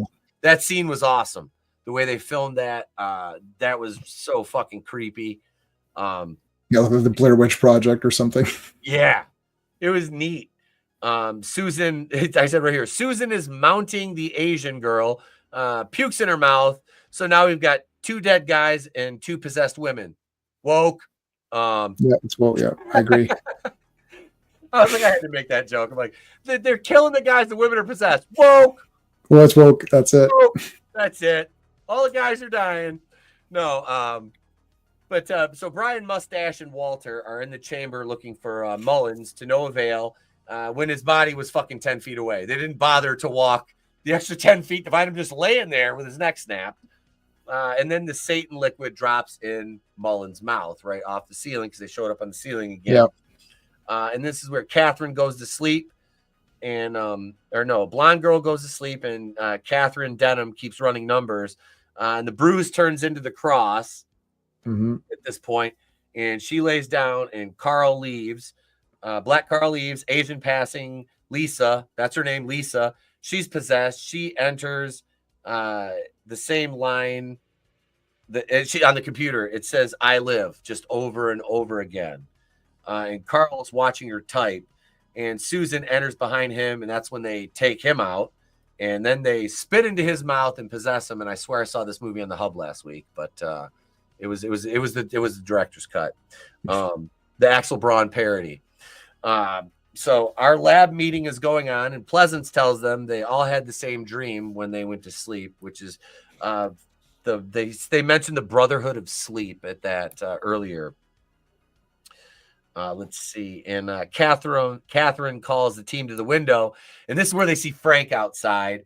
And what did he say? I can't remember what he says here, but he says something, and then his body just starts like bursting with the bugs, and his that was cool. Come off and shit. Like because they showed him after he was dead, his hands were cut off. Yeah, like they were laying there next to the body. So, and this is Black Carl is possessed, and he's singing Amazing Grace when he's walking up the stairs, and then he just cuts his own throat in front of the group. And it's a shame because he had such a good voice, and it's he damaged his vocal cords. I know. I was like, you should have stabbed yourself in the chest, homie. Yeah, golden pipes. What are you doing? Unbelievable. You could have put that on SoundCloud. Downstairs, the girls have Blondie by the canister, and the team realizes they've been barricaded in the building by the homeless Satan crew. Let's see. Walter finds the ceiling in the room. He sees it is covered with the green liquid, and it's all just running into Kelly's mouth as she lays on the bed. Then he sees Debbie and Leahy gets sprayed in the throat, and Lisa goes after them, and Walter runs away. Carl reanimates. Mullins shows up, and the remainder of the gang, they barricade themselves in a room. And Walter's like hidden in a closet, which is like right on the other side of the wall from them. Pleasance is in like the boiler room where the mirror is. And Walter, he's on the other side there. And Debbie and the Asian girl are cornering him. And we see Kelly's pregnant at this point because her stomach is just all a big fucking beach ball. Leahy reanimates. Yeah, this is where Leahy reanimates. And it's just every time they said Leahy, I was like, fucking Mr. Leahy. You know, little Trailer Park Boys there. Oh, Trailer. Okay, I haven't seen that. Oh my, dude, you're Canadian. How have you not I seen know. Trailer Park Boys? I've seen them around. They're always at shows. I seen the movie, and I've seen a good amount of episodes. My cousin is obsessed with it. He made me watch hours of it. For a week or two straight when we were hanging out at his house, and it is pretty freaking hilarious. Seasons 1 through 7 are the best. Like wow.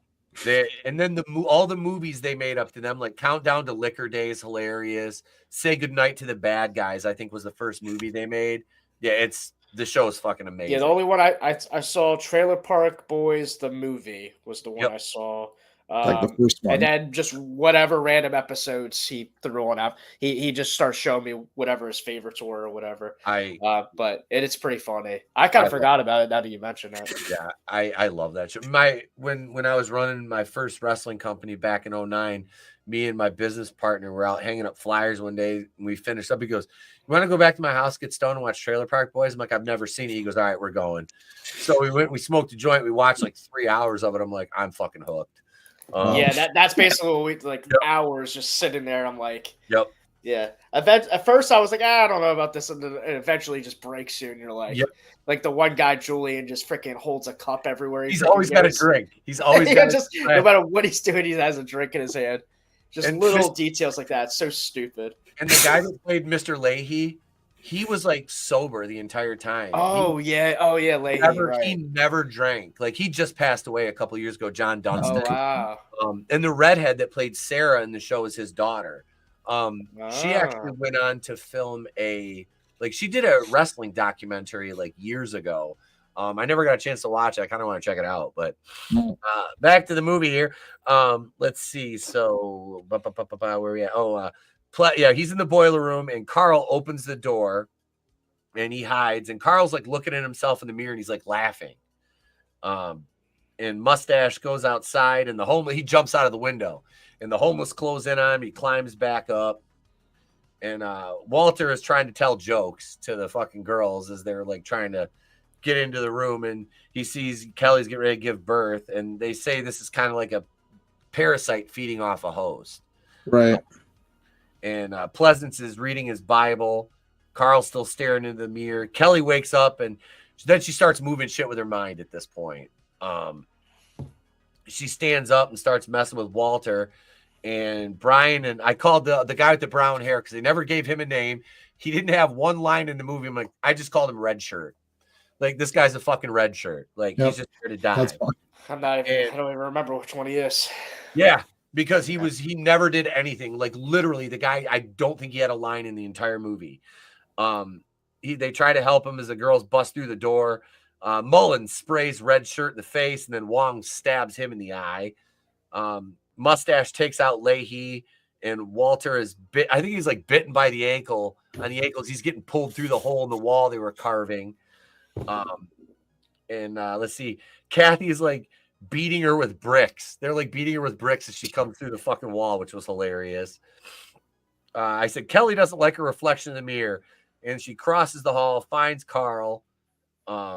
And she's asking, what does she ask for her father? I think she's like, because that's when she needs to go to the mirror and bring him in. Yep. And this is Walter throws fucking Red Shirt out the window with a back body drop. That was good. Yep. That was well executed back body drop. Pleasance finds the axe. It's Kelly's reaching through the mirror, and Mustache takes on Carl. Pleasance decapitates Kelly, but she just reattaches her head, and then she Green Knight. Yeah. Green Knight style. Moves the fucking furnace right against, like, kind of pins him against the wall, because he cut her hand off. And she just reattaches that. She respawns her arm. Yeah. You'll see, this is where Kelly's pulling Satan through the mirror, and Catherine just runs in and shoves her in, and Brian's crying. And only Birek, Walter, Pleasance, and Brian are left. All the homeless people just snap right out of it. They disperse, and Walter makes his way to the street, and he just takes off because he's going to get the cops. They show the police and EMS, and Pleasance says, we stopped it, to Birek at this point. And we show Brian sleeping, and he wakes up from a nightmare about Catherine, and he goes to put his hand through the mirror, and that's where the movie fucking ends. I like that.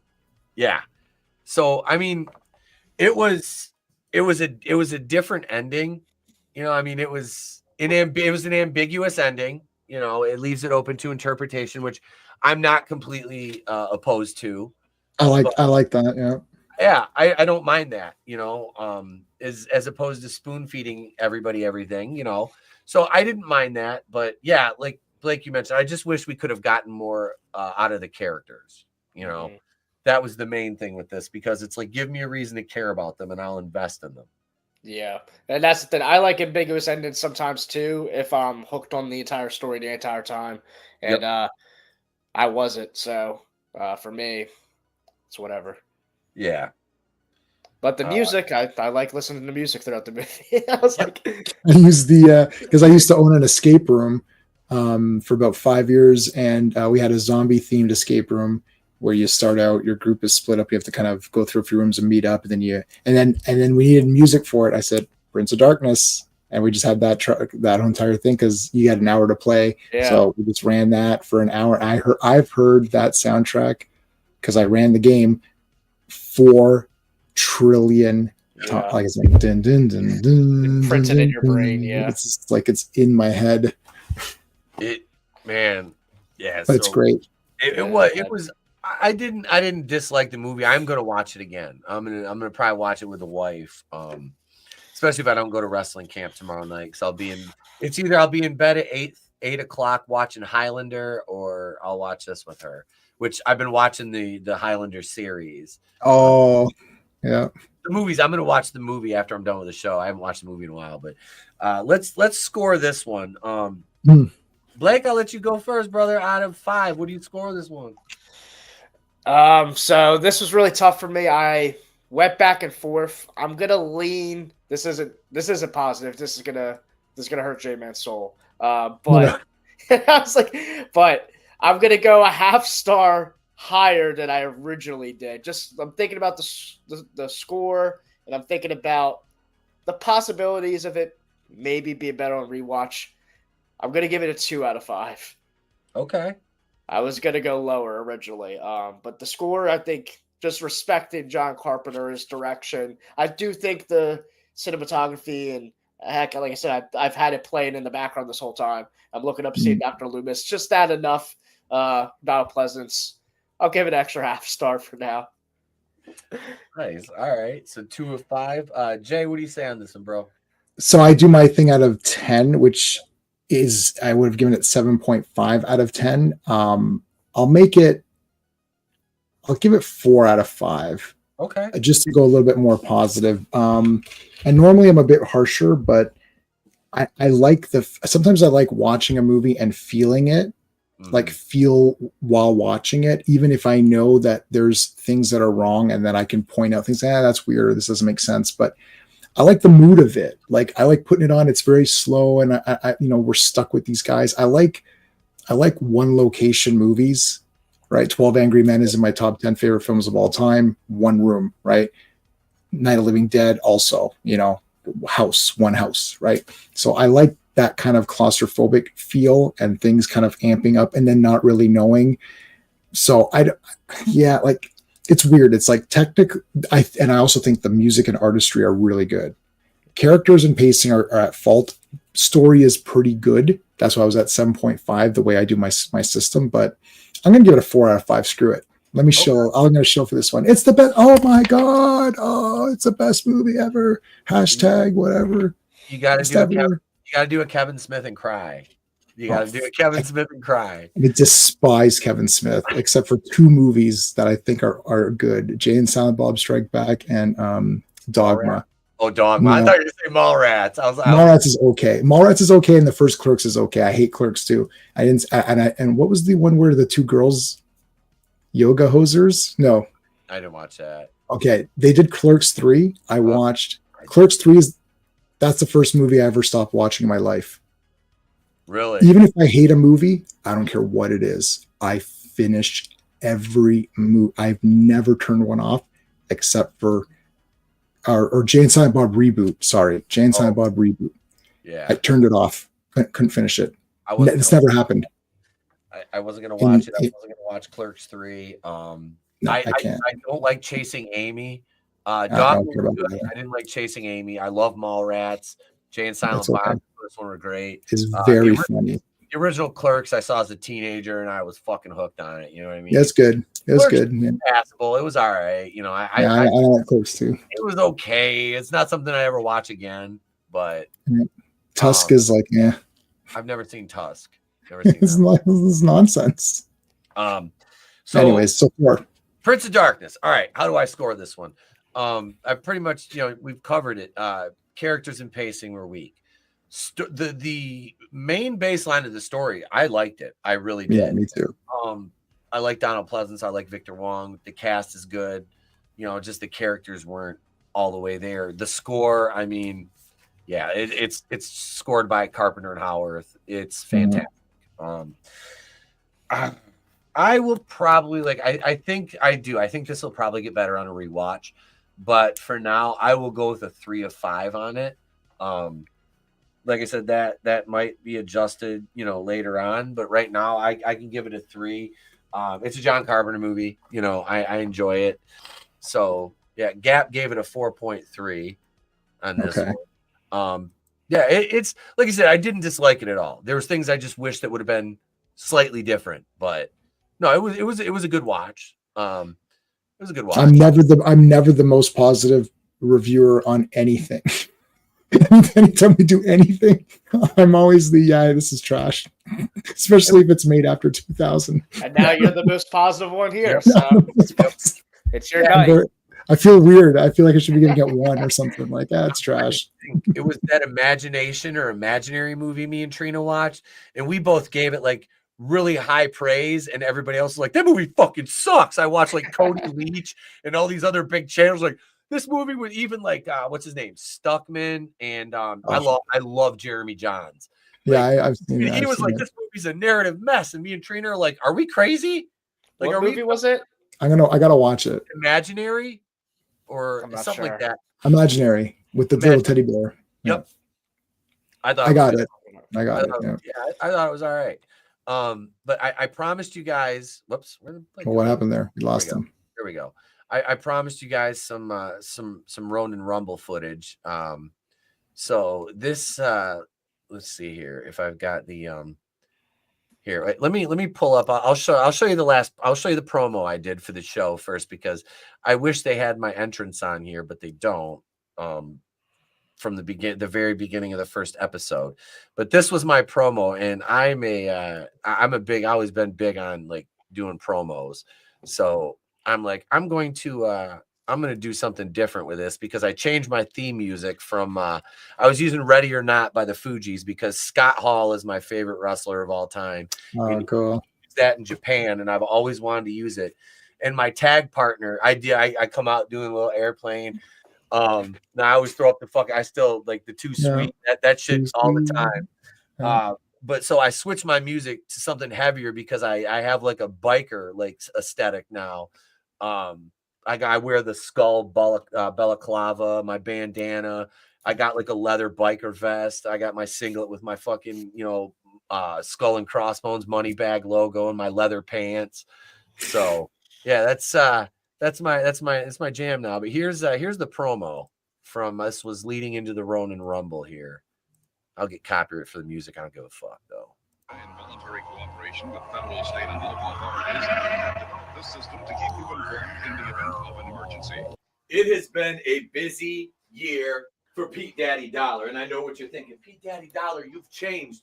Look at you, you're different. You're goddamn right, I'm different. I'm hungrier now than I've ever been. And what do I get? I'm a big dog, and you give me goddamn table scraps. You think you can keep me content with, here, take this. Here, have a bone. I don't want a bone. I want the whole goddamn steak. So after April, I went back home to New Jersey. I went back to Camp Crystal Lake to collect my thoughts.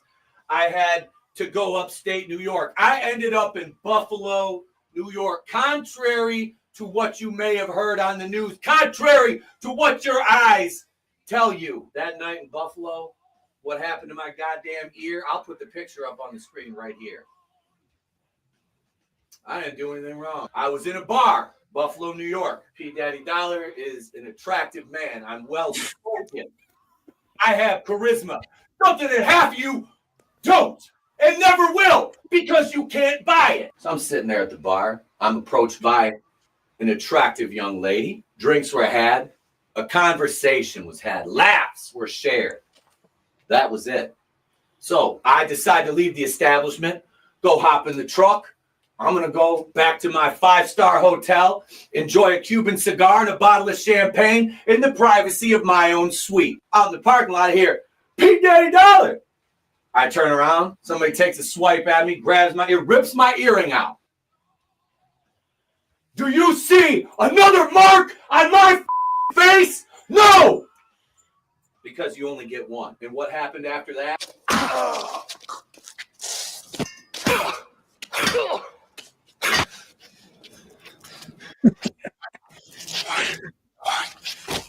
I had to go to court. You know what the result of that was? We, the people of the state of New York, the city of Buffalo, find the defendant, Pete Daddy Dollar, not guilty on all charges, including assault and battery, and use of a deadly weapon. The result of that was not guilty. I didn't do what they said I did. But if I did, Well, you'll just have to show up at the Ronin Rumble to find out. Because this Saturday night, I ain't taking no shorts. I ain't taking no losses. I am going to body anybody that gets in my way. Because I'm free like OJ all day. I'll see you Saturday night. That was good. That was awesome, dude. I like the guy in the back, like, oh no, he was let free. He went to court. I took the OJ footage. I just put my face on OJ. I'm like, I bought that OJ Simpson jersey. I'm like, I wore that bitch down to the ring. I came out with a sign that said "Moms love me." Oh my god, I had so much fun. As soon as I came out, because I was just doing color commentary the first part of the show. And I was in the Rumble in the second half, and dude, I came out with an OJ jersey on. Them motherfuckers booed the shit out of me. Oh my god, no! So here's my entry into the Rumble right here. Oh my god!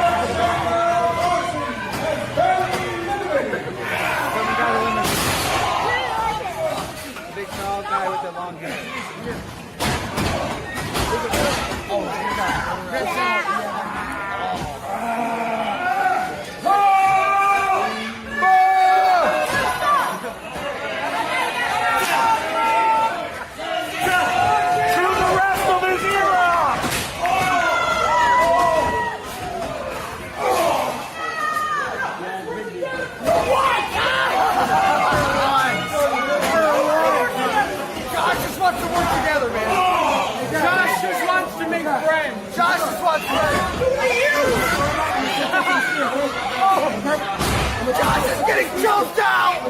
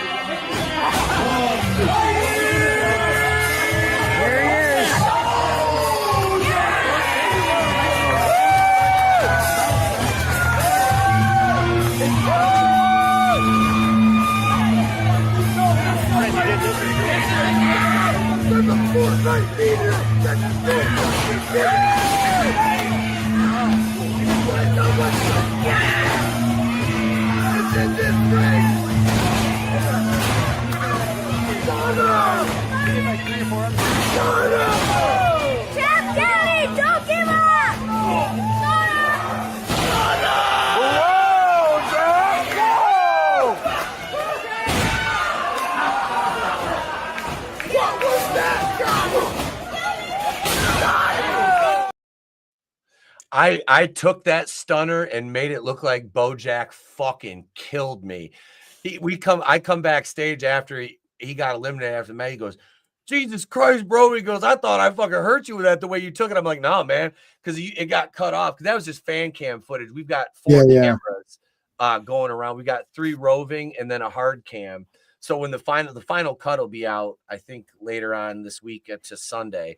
But here, the next clip I got is when I hit my fucking black hole slam on JJ. I'll just play up through that part because after that, I just tell him just toss me out. Like I'm good. This guy is breaking spine! Mason! Yeah. Every man for himself.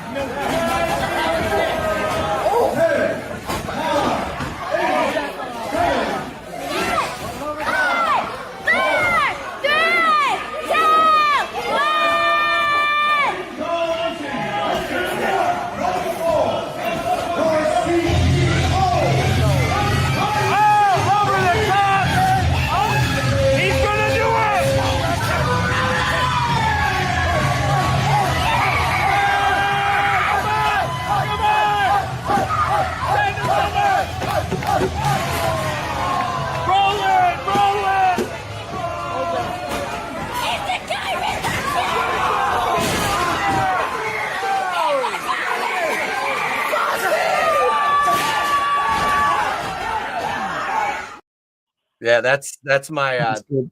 that's my finisher is the black hole slam. That's sick. That's Abyss's finishing move. And that's JJ, dude. When I came out, like I said, that's the dude I kicked right in the fucking face. He's one of my boys too. I love JJ. He's actually getting ready to retire. He's only 33, and he's gonna be done in the ring. His body is like, you can't do this anymore. And here I am. I'm 45, and I'm logging more ring time now than I did in my 30s. You know, I'll go to practice twice a week. I'll take 100 bumps in practice, and then come to an actual match 2 to 3. That's it. I'm a big guy. I don't have to bump a lot. The guy with the mask on that I was going to toss. Yeah, the tiger guy. That's Red Tiger. That's who I'm going to be working with here. Like I said, I'm so excited. Rick is such a cool guy. I'm so excited to work with him. But yeah, that's just some footage from last Saturday night. Yeah, I see you've got the diesel. Yep. The diesel outfit or whatever. Yeah, that's cool. I thought it was funny though. One guy in the crowd was like, eat the rest of his ear off or something. Oh yeah. I was dying when I heard that. That was funny. I fucking, like I said, I was like, that's gonna be something else because I'm a fucking heel. The crowd's they're gonna. I had Jared, the promoter, his his girlfriend is in med school. So when my earring got ripped out, she was there. So she's the one that cleaned it up and glued it for me before I went into the fucking hospital. And yeah, she taped it up before the show and everything for me. I was like, so I could wear the headphones over it because I hadn't put headphones over it, like unprotected. Like I had them on a little bit tonight and it was still uncomfortable with the stitches, which come out tomorrow. So yeah, but I'm hopefully if I'm feeling better than I was today, I'll get the lift tomorrow and I'll be at practice tomorrow night because I need to get back in the ring already. It's been fucking 3 days and I'm like, I need my body to hurt more. Like, I do. I need the pain. Like it's funny, dude. When I first went back, like I was in pain, like sitting here in the chair, I would have to go like this because I was giving myself stingers in my shoulders because I was taking bumps wrong because I had ring rust. And my neck was sore. My back was sore. I hurt my knee teaching gym. That hasn't healed. The only time this motherfucker doesn't hurt is when I strap up and get in the fucking ring. Then I'm like a goddamn you're just like on. Yep. The adrenaline, like when I got eliminated, like normally when a match is over, I tell everybody beforehand, don't talk to me until I go back. I will walk to my chair in Gorilla, go in my cooler, get a beer, drink about half of it, then we can talk about the match. Let me get about half a beer in right through I come back. Not right when I come back ain't the time to fucking, I'm like, you want to say good job, that's cool, but I'm not gonna like talk. Let me get my beer. Because I wait until after my match to crack a beer. I don't wrestle drunk anymore or anything like that like I used to. I'm much more careful. I'll smoke a joint. Like I get to the venue usually about 1 o'clock. So like I'll burn one beforehand. But like we're talking 6 hours before the fucking show, Right. By showtime rolls around, I'm leveled out. I'm calm. I'm ready to fucking go. And then, when we step through, I sit in Gorilla all night and watch. There's usually about 10, 12 of us in there.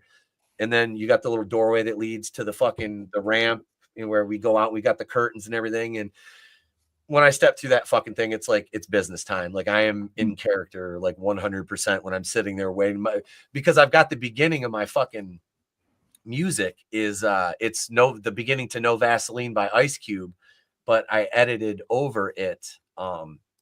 All the fucking hang on a second, I'll just show you. It's easier. Hang on, let's see. Where's the entrance? Here it is right here. But I took No Vaseline because that's Ice Cube's like most famous diss track. And what I did was I put AI voices over it, like basically like talking shit about me. I took all the comments people have made about me throughout my career. Like I can't wrestle, I'm washed up, I'm shit in the ring, I suck, and I threw it in there. And I'm like, because it was like all the beginning of that is just everybody talking shit about Ice Cube after he left NWA. And Ice Cube is my favorite fucking rapper of all time. Like I love Ice Cube's music, always have. And I was just like, man, I'm going to use this, but I come out to Fire It Up by Black Label Society now.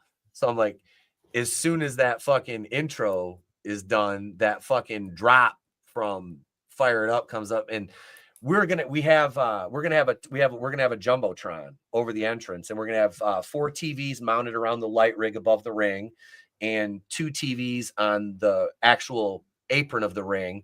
So when we go backstage, we'll have a live feed so you can see like the fights backstage or, you know, a promo happening live at the show, which would be really fucking cool because we're only one of 2 independent promotions in the entire state of Michigan that have a permanent building. Like we never have to tear our ring down unless we have to make repairs. Oh, cool. Yep. And we have the 2 promoters, their moms cater like home cooked fucking food backstage. We grilled last weekend. We got a fucking 36-inch Blackstone. We fucking grilled burgers and dogs, had macaroni salad. I mean, I've never worked for a promotion that takes care of the boys like this one does, you know. And these guys have been trying to get me to come in since 2022. And finally, I was just like, I got to do this. It's now or never. Like I said, I'm going through that middle-aged and crazy thing. And like, I'm ready to get back in full time. So here's the entrance video, and then we'll wrap. But now, since he stepped the fuck off. Pete Daddy Dollar sucks. This guy's a Pete isn't worth a in the ring anymore. I thought this piece of hired years ago. This guy's an idiot. I want my money back.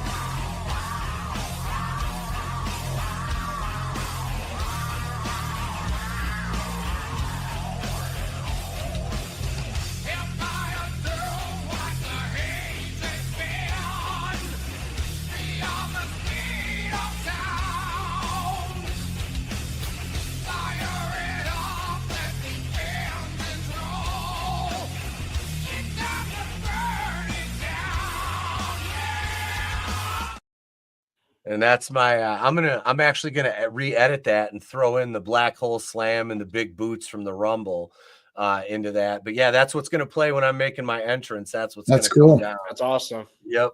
So that's yeah, there's see, this is the kind of shit that happens now that Trina's gone. I've been talking about wrestling more. Yeah, she's like, I had enough. Yeah, she's like, okay, I can't take it anymore. But no, guys, thank you for being here. I appreciate it, Blake and J-Man. Go ahead and give them the links in the description. Go ahead and give them the elevator pitch, Jay. Well, okay, so every Monday is Earth's Mightiest Mondays. We stream and we do Avengers comics, and then every Friday is going to be Star Wars, so Force Fridays. We're starting with the comic strips, and then I also review whatever movies and comics that are out, and shows, Doctor Who, Daredevil, whatever, Thunderbolts. So that's it. Easy. Thank you, sir. Appreciate you as always, brother. Blake. What's up, guys? So with me, not as consistent of a schedule, but a few things that are on the list that I am in the process of editing. I have top 10 Cobra Kai characters video that I've been working on for a little while. I have I'm ranking the 5 phases of the MCU. So if you're into the MCU right now with the new Thunderbolts release, that was the end of phase 5. So I'm ranking all 5 phases of the MCU. There's also the new Karate Kid coming out soon, so I might review the original plus that movie, and I'm going to start prepping for the new Superman and Fantastic Four coming out this summer. So into any of that, that's what's coming on the horizon. Thank you, man. Thank you for being here. Appreciate you both, brothers. Other than Monday and Tuesday, my schedule has been an absolute dumpster fire over the last couple of weeks, gang. I know, I'm sorry. I haven't released a single release video in like a week or two. channel members, patrons, I'm getting there. I know it's been a month since I put anything up on Patreon. I aim to remedy that tomorrow. I might do something on my own for Patreon. Channel members, you guys are going to get something, either a stream or a video in the next 2 days.